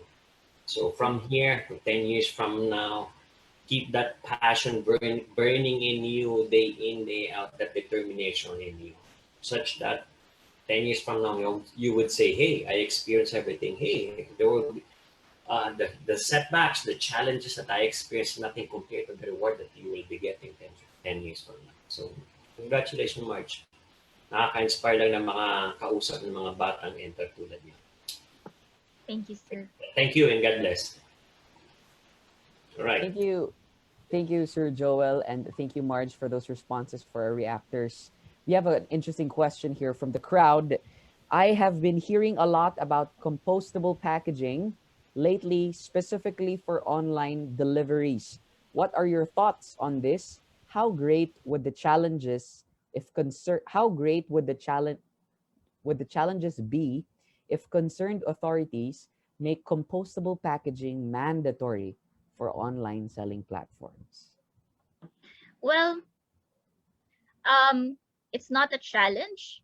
I mean, if it becomes a mandatory from the policymakers themselves, it's actually already a blessing because yun naman yung gusto natin at the end of the day. Eh. We feel that we chose compostable packaging, compostable mailers in the first place because we feel it's the best option. Why? Because it becomes one with the earth in the least amount of time possible, with the right kind of environment, right? Kind of waste management for it. If it becomes a policy, yes, we're all for it. It helps solve that glaring problem that we were talking about. Yes, it is very sikat in the online community at the moment. If you go on Instagram, where our main platform is also, because Instagram is where the conversions happen. It's nice to see because sustainability and these online shops are already aware and conscious of making decisions towards sustainability. So sila mismo, they're opting not to use bubble wraps, not to use plastic packaging. There are some who are actually limiting already the use of stickers, the adhesives. So makikita mo talaga, a lot of people are aware. They're starting to get educated, and that's the community that we are growing. So yeah, Thank you, Marge. in total, it's a positive impact for all of us. And there's another question here. It's very interesting. Is it possible to turn plastic into a biodegradable one? It has to, from what we know, it has to start from the production process itself, the formulation of the actual packaging. So biodegradable plastics may still contain, it just means that it biodegrades basically. So yes, it may still contain the chemicals that are also plastic based. So you can turn the actual plastic into, parang hindi, you can't reverse it, but you have to be choiceful for the products that you actually start to begin with. I think importante yung sinabi ni Fran kanina na yes, it's biodegradable pero hindi pinag-uusapan ng timeline until when does it biodegrade, di ba? Thank you so much, Marge. Thank you, Ms. Valdez, Mr. Magalang, and Mr. Cruz for another insightful conversation. But Marge, before that, baka ikaw mismo as a business owner, no, as a startup business owner, do you have any questions for our panel of reactors? Well, actually, it was the question to me earlier. I wanted to ask that. I wanted to take this opportunity also. Is if are there any plans towards on a regulatory scale of banning single-use plastics and shifting towards more friendlier to earth, low impact packaging products here, at least starting with in Metro Manila, or at least targeting the high volume contributors to plastic waste. Ms. Valdez, since this is from a policy level inquiry, would you like to respond to that, please? Yes, thank you, Marge. Actually, the government has started to list non-environmentally acceptable products, and last November, the National Solid Waste Management Commission has listed plastic soft drink straws and plastic coffee stirrers as non-environmentally acceptable products. And currently, we are undertaking initiatives, studies with other members of the National Solid Waste Management Commission to have a life cycle assessment or other similar studies to identify other products. But for now, there was also a National Solid Waste Management Commission resolution banning unnecessary single-use products in government agencies and local government units offices. Actually, this includes the maninipis na sando bags, the again, the plastic straws and the plastic soft drink straws and plastic coffee stirrers, among others. And then there's also a move from both our houses, from the Senate and the lower house, the Congress.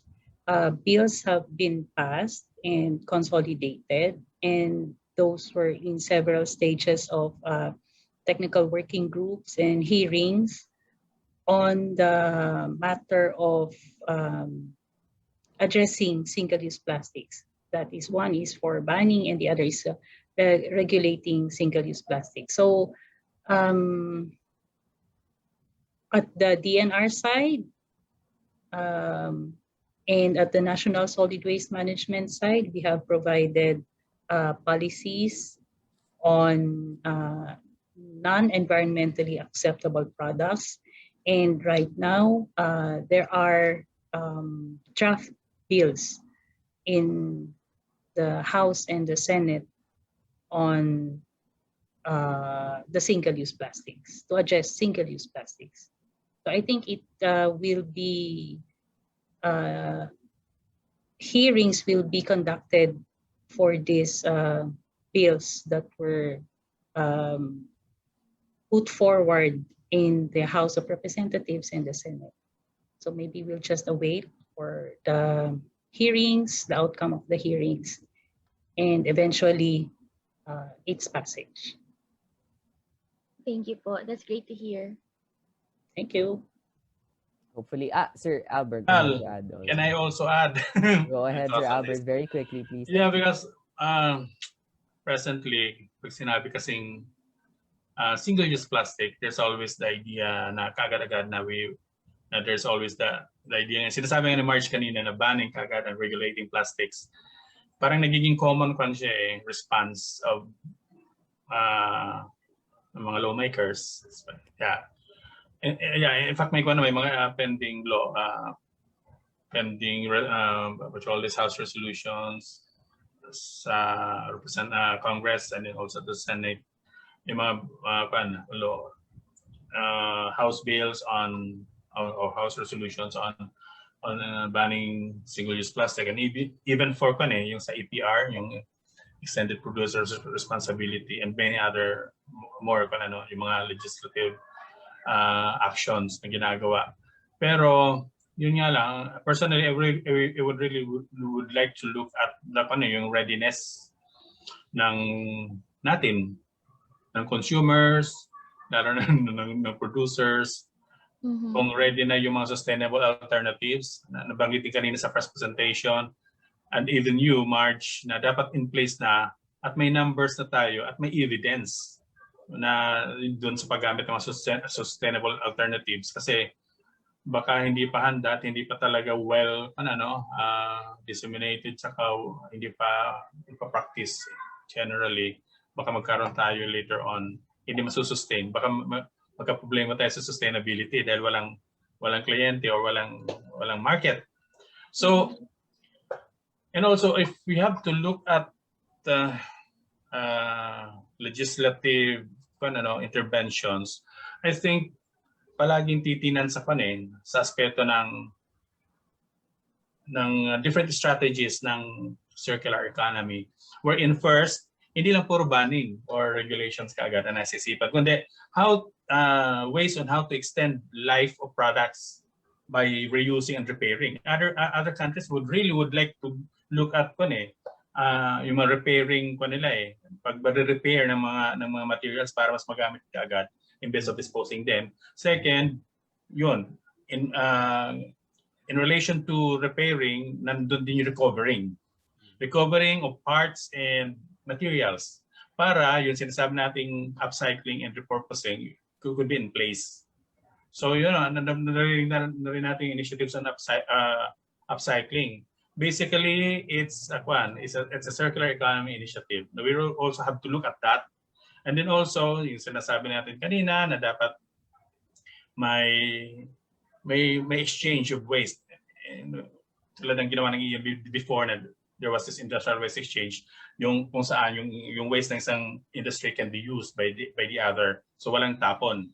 And then of course, napaka-importante kanina, Marge mentioned, and even sa discussion na dapat magkaroon ng redesigning ng mismo ng product. Especially to look at the components. Sinasabi natin para maging compostable sa material, dapat you have to look at the components to replace these materials, especially the non-renewable components with the renewable or yung sinasabi nating sustainable materials. So yun lang po ang pwede kong idagdag sa natin. In addition to that, yung pagiging palagi nandun kagad ang baston or yung tawag dito, stick. That in fact may iba pang means of to advocate this the green economy and even the circular economy. Thank you so much, Marge. Val, thank you. Maraming salamat, Sir Albert. I think very important yung mention ni Sir Albert na hindi naman talaga, it's not the end all, it's not the be all end all yung single use plastics na solution, because there's so many not ways around it naman, but different alternatives for how we can, champion the movement towards a more sustainable lifestyle. Thank you so much, Marge. We would be remiss if we did not thank our young women working in startups who have just shared their story. We will forever be indebted. So please take our e-certificate, which will be now flashed on the screen. We are truly looking forward to engage with you in other capacities. Marge, kamusta yung media coverage ng inyong business sa Fifth Express? Just to... Yeah. Well, it's interesting. As of last year, we were able to get organic cover stories already from major publications. And then this year, mataas yung growth talaga of the community itself. So if we look at the conversations on social media, nagiging matunog yung not only Fifth Express as a brand, but the use of sustainable delivery. So it really opens conversations, discussions, and new ideas from different businesses, old and new. Yeah. Thanks for that, Marge. And siguro we wanna at Ayedge, we want to cover this story from a different angle. So hoping to connect with you after this so that we can tell your story in different methodologies as well. Thank you, Marge. Orpilia, please accept our e-certificate with the same citation. Maraming salamat po. Salamat. All right, so rounding up our set of speakers for this morning, which are all women, by the way. Yes, take up as much spaces as you want, ladies. This is how it should be done. We have Dominique Sevilla, who is the founder and CEO of EcoNest Philippines, the pioneering eco-packaging, marketing, and distribution company here in the country. With her past roles as brand and merchandise manager, Dominique now sets to drive growth and develop new methods of delivering value to customers through innovative leadership and eco-packaging solutions. Dominique, please tell us more about the work that you do. It's your turn. Hello, good morning, everyone. Thank you so much, EMB, for inviting me to give this talk. Okay, I'm just going to share my screen. Let me know if you can see it.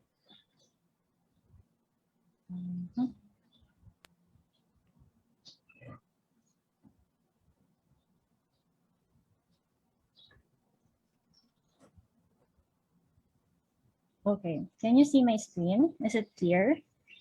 It's not yet in full screen, Nikki. Okay. What about now? Yep, it's not yet. Okay, you can begin. Okay, perfect. Oops. All right. So hi again, everyone. Good morning. My name is Nikki Sevilla, and I am the founder of EcoNest Philippines. So we are a one-stop shop of eco-packaging items, and we started in 2018.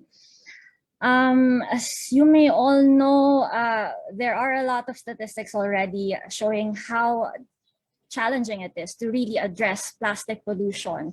So what we're trying to do at EcoNest items, we're activating different initiatives in order for us to really provide tangible ways to be able to tackle plastic pollution.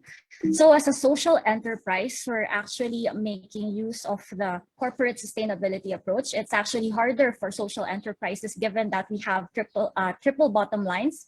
So as you may know, most businesses right now, they're just focusing on profit. If they're gonna put up a business, it's always profit, profit, profit. But for us, we really have to address, creating a good impact in the society. So it's for the people, making sure that we're able to protect the planet. So definitely it's for the planet or the environment. And last but not the least, of course, we have to make a profit. It has to be profitable as well. Now, with EcoNest, given that, okay, it's not moving. There you go. Oopsie, I'm sorry. Okay, so right now there definitely is a need for kinder solutions. As Marcia also mentioned, we try to meet the needs of the present without compromising the ability of future generations to meet their own needs. That is why with EcoNest Philippines, we created 3 brand pillars in order for us to be able to achieve our triple bottom line. So number 1, we start with prevent. We prevent by providing direct alternatives to plastics. So as they always say, prevention is better than a cure. So right now we are carrying different categories. We have cassava bio bags, we have corn bags as well. However, the thing is, we have to balance it out. Like for the cassava bags, it's one of the fastest types of bioplastic that can disintegrate, given that it's fully made from starch and other components. Now for the corn bag, based on our research, it still has this synthetic component that's still derived from petroleum. However, right now, there really is no 100% perfect eco packaging. So we are still in the early stages of development. That is why you really cannot claim that it's perfect. It's the most environmentally friendly item. Okay, the next category that we are carrying are sugarcane containers. They're mostly made from bagasse. Some are also made from bamboo, and we have corporate merchandise as well. So these are the plantable pens. Moving forward, we will have shirts as well. So these can be fully customized. And the pens, they have seats at the end. For sure, you've seen the plantable pencils online. So there really is a lot as of now. And then next category would be birchwood, cutleries, and bamboo straws. So the bamboo straws, the difference between the regular paper ones, they are sturdier given that they are naturally water resistant.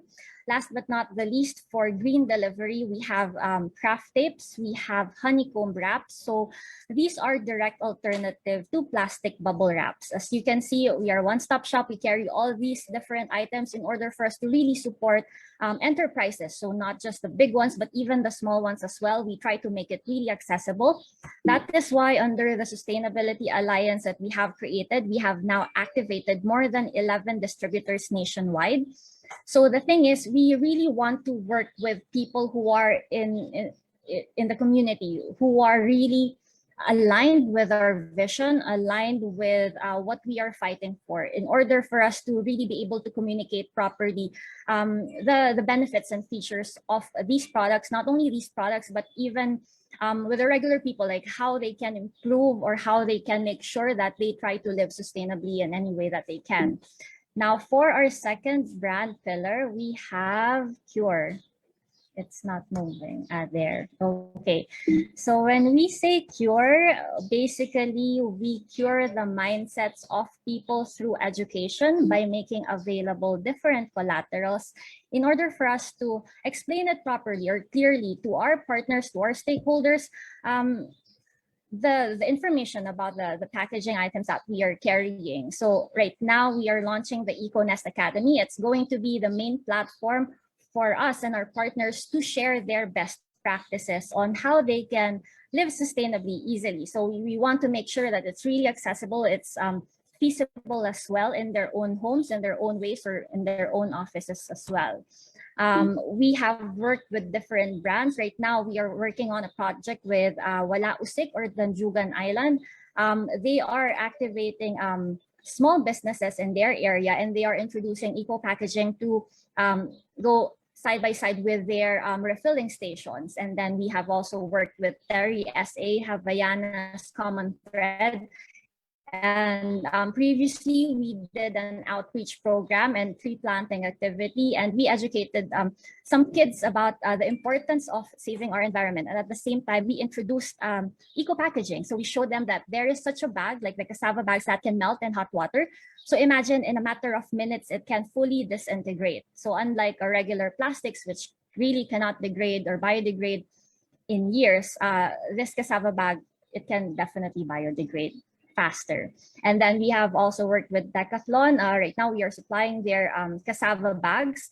So the good thing about it, given that there is an increase in e-commerce, there are a lot of shipments every day. It's good that some brands are already like considering and switching to eco packaging items. So what's good about Cure, our brand pillar Cure, is that we provide information to our clients or stakeholders in order for them to make it easy for them to communicate the benefits again and features of the products that they have switched to. Now, our last brand pillar, Sustain, we are employing the circular integration approach. Basically, we want to make sure that if we are going to provide all these packaging items, in some way, we want to also participate in the proper biodegradation of the items. That's why, again, we're banking on education. And at the same time, moving forward, we are working with different organizations in order for us to be able to build sustainability centers and eco sites nationwide. So right now, our pilot projects will be based in Metro Manila and Bulacan. We are working with different organizations. In the next slide, hold on. Okay, so basically what we want to happen is, of course, definitely we are distributing the packaging items, and at the same time, we would like to be able to work with, there you go, can you see my screen? Okay, so we are working with Bokashi Pinoy Philippines. They are the ones who are verifying how compostable our products are. And they have select areas nationwide wherein you can drop off your compost. So that's the thing that we are building now. And moving forward, hopefully we can really work with you guys as well, with Fifth Express, with Orera Technology, and of course, EMB. And the next one, we are also working with St. John Bosco Parish. They currently have a bioreactor wherein we can use it to really produce more compost. So it's still all in the works. And then last but not the least, we are working with Sachi Group Inc. So they are the pioneer manufacturer of bioplastics here in the Philippines. They will be starting complete production in September. So I hope that we can all support them, given that, yeah, it's going to be the first manufacturing plant of the cassava bio bags here in the Philippines. And of course, we are not just limited to bio bags. We can definitely explore other types of materials in order for us to really improve the quality of the items that we're selling. Now, it's really not about being perfect. It's about us being on the journey to do better. So I encourage you all to rethink and listen to that small voice inside of you telling you that it's about time that we take full responsibility of our future and start taking action. So some action points I'd just like to raise. It would be great if we can get a list of the composting facilities here in Metro Manila, MRF, those that we can really highlight, if we can work on a communication material to really show the people or show the community that these are already existing here. And then if, of course, we can always collaborate. We are always open to collaborations and partnerships. If there will be, grants, mentorship program, marketing promotions, that can really support sustainable brands like us.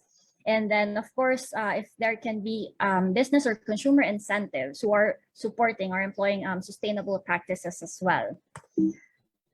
Okay, so again, I always say that sustainability does not start with the items that you make use of. Regardless how eco-friendly it is, sustainability actually starts from within us.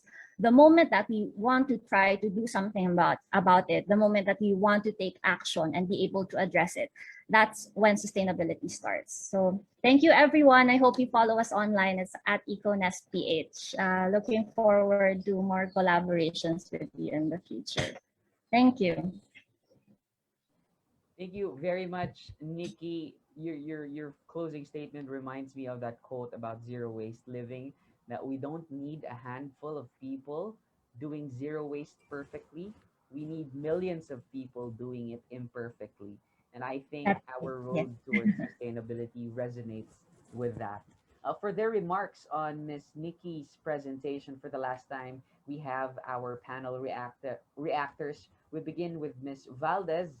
Please go ahead and share your insights and thoughts and comments and maybe some questions you have for Nikki. Hi, good morning, Nikki. Hi, ma'am. Long time. Yeah. How are you? Yeah.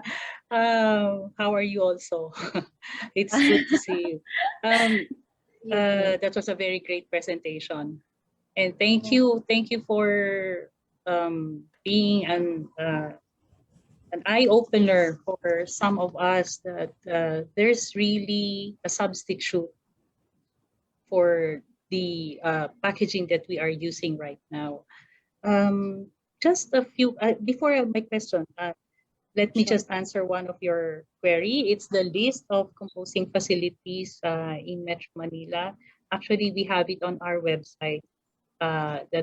You can access it through the EMB website. That's emb.gov.ph, and on the side of the solid waste management, you can click it and you can see the list. Okay. And yeah. For my question, Nikki, is there or was there a study conducted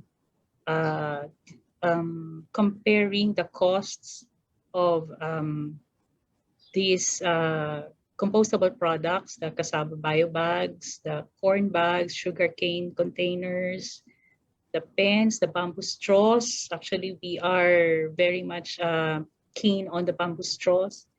And the others, the honeycomb wraps, is there a study comparing the cost of the current material being used with regard vis-a-vis the products that you have? Was there? Currently, we have an internal data. And definitely, of course, we encounter a lot of clients asking us about the price comparison. So normally, it's really 3 to 10 times higher. It can be much, much higher. It depends on the quality, depends on the material. But time and again, right now, because we're really building the market, we're really trying to build the volume. In order for us moving forward, of course, we really like to manufacture everything here. But thing is, since we are in the introductory stage, in terms of economies of scale, it really cannot be at par with plastic. So definitely it's a bit higher. But one thing we have to consider is the actual environmental impact of it all. So definitely right now at this point in time, there really is a premium on the pricing of eco packaging items. That is why, yeah, as much as possible, we do our best to really build awareness. And then moving forward, once these things are actually manufactured here, actually the bamboo fiber straws, they're manufactured here already. The pricing is just 1.5 per piece, and it's already individually wrapped. So it's the same as paper straws. It's the same. But if you compare it to plastics, which is like what, 50 centavos, there really is a premium. But we have to consider, do we want to compost it? Are there real recycling facilities that can retrieve the plastic straws? All those considerations. Of course, it can be side by side, like if we're able to build, actual projects or systems in order for us to be able to recycle plastics, then well and good. Of course, we're all about supporting different initiatives, different organizations. So at the same time, for us, what we'd like to offer are direct alternatives that initially brands or consumers can switch to for now. And then that's why we're also trying to activate or build, composting sites. Yeah. Thank you, Nikki. It's similar to what I have mentioned to Fran a while ago. It's actually you have to create the demand for the price to go down, and I think you're on the right track that we have to make the people aware. It's one method of how we're going to create the demand. So congratulations to you, and looking forward also, we are also looking forward to be partners with you in whatever we can. Thank you, Nikki. Nice to see you again. Thank you, Ms. Delia. And Sir Albert, it's now time for your inputs. Yes, thank you, Val, and also thank you very much, Nikki, for that an added, information on how to what you call this. There's a challenge, Nikki, about sustainability, how to sustain circularity. I mean, sustainability of circularity, something like that. In fact, if there is this report, I mean, a paper from UNDP about the circularity gap. Yes. Report. You have read that. Na kung saan ay there was a decrease in diba, circularity because of the challenges. One of the challenges really is how to retain the extraction ng raw material, especially looking at your products, mostly plant-based, So may challenge talaga Yes, on the availability, on how to extract this raw material from source. And then of course, may problema din on yung pagbaba ng level dun sa end of use, processing and cycling. Kasi after yung paggamit nitong alternative material ay after the use, wala nang dapat we have also have to look at the end of use nito mga products. For example, mga bamboo, di ba? Mga bamboo materials. So sana mahanapan pa rin ang gamit.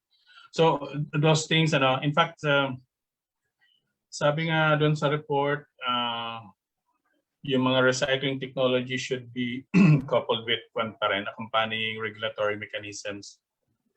And it's good that you've mentioned about yung opportunities for collaboration, open kayo. And then especially in building up business and consumer incentives. Kaya we are the Philippines is really active in dun sa global action on collaboration, international collaboration. Kasi may mga initiatives tayo na kailangan pang we really have to work on how to i-scale up ito, paano i-hanap, paano gumamit ng ibang ng scientific studies to back up our initiative. These things are actually available at the globally, and some countries are really they would like to collaborate with us. Kaya gusto nating magkaroon din ng support from them kasi they're advocating for circularity, advocating for sustainability. So diba? They have to prove that by helping us, by helping the developing countries.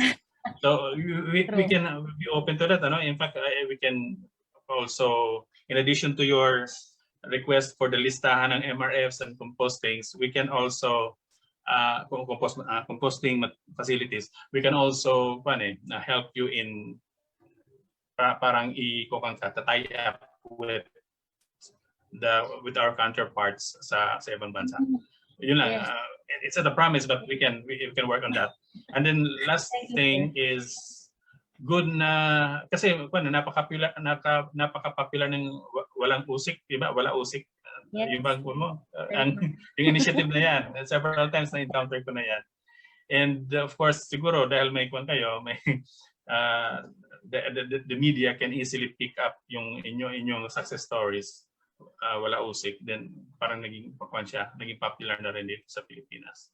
So thank you so much for this initiative. Thank you. Thank you, Sir Albert. Nikki, at this point, do you have any questions to Sir Albert or Ma'am Delia that you would like to pose? So far, I'm good. Thank you for sharing those details. I'll research more about the initiatives as well of EMB. So that we can see how we can further collaborate and infuse it in our programs as well. Thank you, Nikki. We have questions from our audience, though, which we would love to entertain. Maraming salamat for our viewers and participants for being with us, still here and engaging with us with your questions. Sorry, medyo yung microphone ko pala. Nikki, we have a question here. What is the best way to recycle or reuse bubble wraps? Is there any third-party provider who accepts these kinds of wastes? Well, definitely bubble wraps. No, it can really be reused. So if you receive any parcel with a bubble wrap, you can reuse it when you send the package to, someone else. And then aside from that, I've seen online there's PLAF who collects plastics. I think Fifth Express also mentioned that they are collecting plastics. So it's really good that there are some initiatives already in place.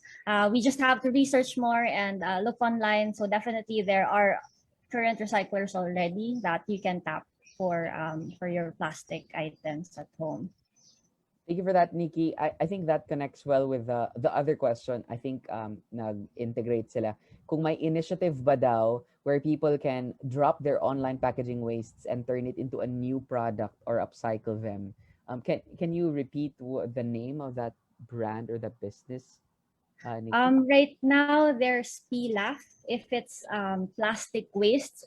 Thing with recycling, no, everybody thinks na it's the magic pill, like it really can help a lot, but you have to consider there are steps that you have to take. It has to be clean, it has to be dry. Now, when it comes to the sachets, given that we're really researching more information about it, there are a lot of layers. So it's not just plastic. There's aluminum, there's foil, there's a lot of different components, which actually essentially cannot be really fully be recycled. That is why, of course, right now we're still pushing for one-layer packaging, and at the same time, we're pushing for eco-friendly packaging. We're working with Bokashi Pinoy Philippines and moving forward St. John Bosco Parish, where you can really actually drop off your organic wastes. As Sir Albert has mentioned earlier, if we can upcycle or if there could be an end-of-life use as well for these products, there actually is. So we can create compost from it. So the compost material is really, really very helpful, given that if you can start, urban farming, or you can start planting in your homes or in your gardens, wherever, you can actually use compost to grow your plants. So that's the end of life for these compostable items. And we're really excited to be able to pull forward all our initiatives as well. So we'll keep you updated. Just follow us online too. Thank you for giving those recommendations, Nikki. And we really are looking forward to hearing more about the work that you do and seeing your business flourish into bigger industries. Maraming salamat po. Please take our humble gift of gratitude through this e-certificate for setting aside time in your very busy schedule to be with us today. The citation is the same, and we would like to present the certificate of appreciation to you, Ms. Dominique Sevilla. Thank you very much. Thank you. All right, so that's it. There you have it, ladies and gentlemen. Ang masasabi ko lang po ay ang dami nating baon from this morning's webinar. Halos di na po natin kailangan mag-lunch. We now have a wealth of information about sustainable packaging solutions and sustainable businesses, thanks to both our speakers, our lineup of speakers, and our panel of reactors. Now, to formally end Bounce Back Greener, may I now invite Ms. Karen Ann Pakpako, OIC of the Environmental Education and Information Division of EMB, to deliver her closing remarks. Ms. Karen?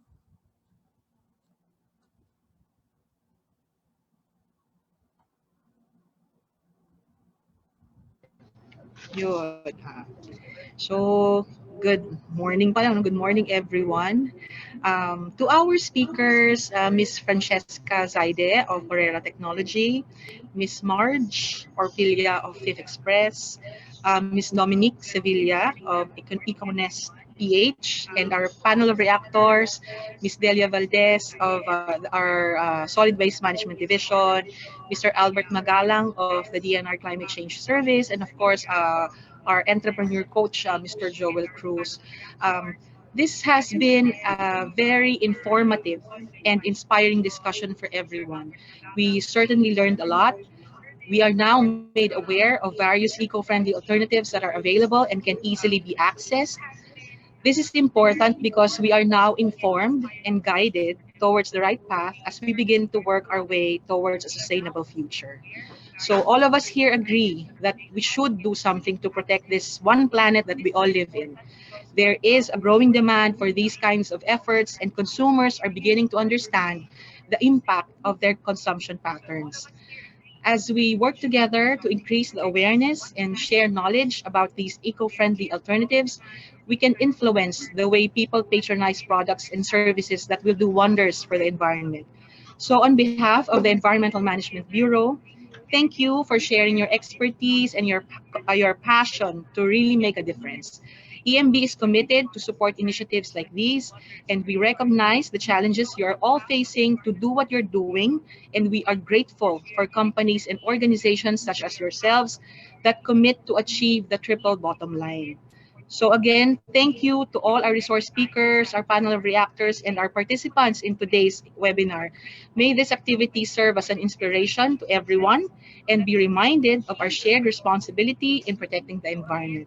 Until our next learning session, so have a great day, everyone.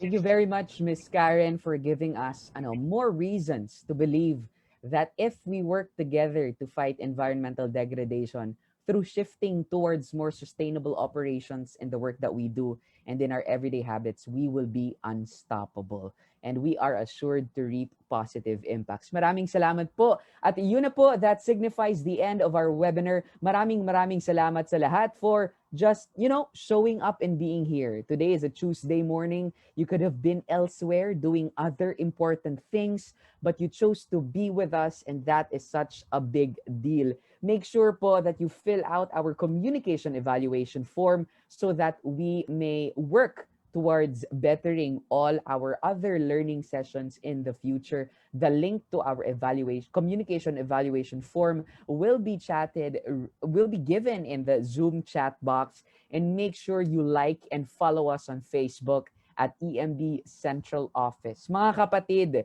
consider this the first step of your journey to be more environmentally conscious and wary about everything related to conservation and sustainability. We may have reached the end of the webinar, pero ito lang po ang simula. This is only the beginning of our desire to be strong advocates and on-ground volunteers for climate action, environmental sustainability, and biodiversity conservation, among others. Ito po ang ating shared mission. So we would love it if you could continue doing your part by sharing on your social media accounts about how to live a sustainable lifestyle. Hindi po ako mapapagod sa pagsabi nito. We only have one Earth. There is no planet B. We owe it to ourselves, our community, and especially to the generations that will come after us to give them a planet worth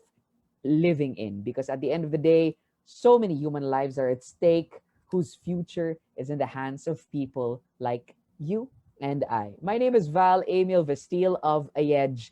Thank you once again for being here in the Bounce Back Greener webinar organized by DENR EMB. Stay safe, follow safety protocol, drink water, and tell them that you love them.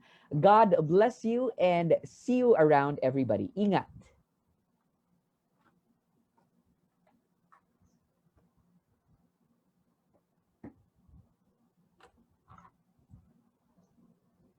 Bye. Bye. Thank you. Thank you. Thank you, Val. Thank you po, Ma'am Merv, for the invitation. Thank you. Good job. Thank you so much. Sa susunod po. Thank you.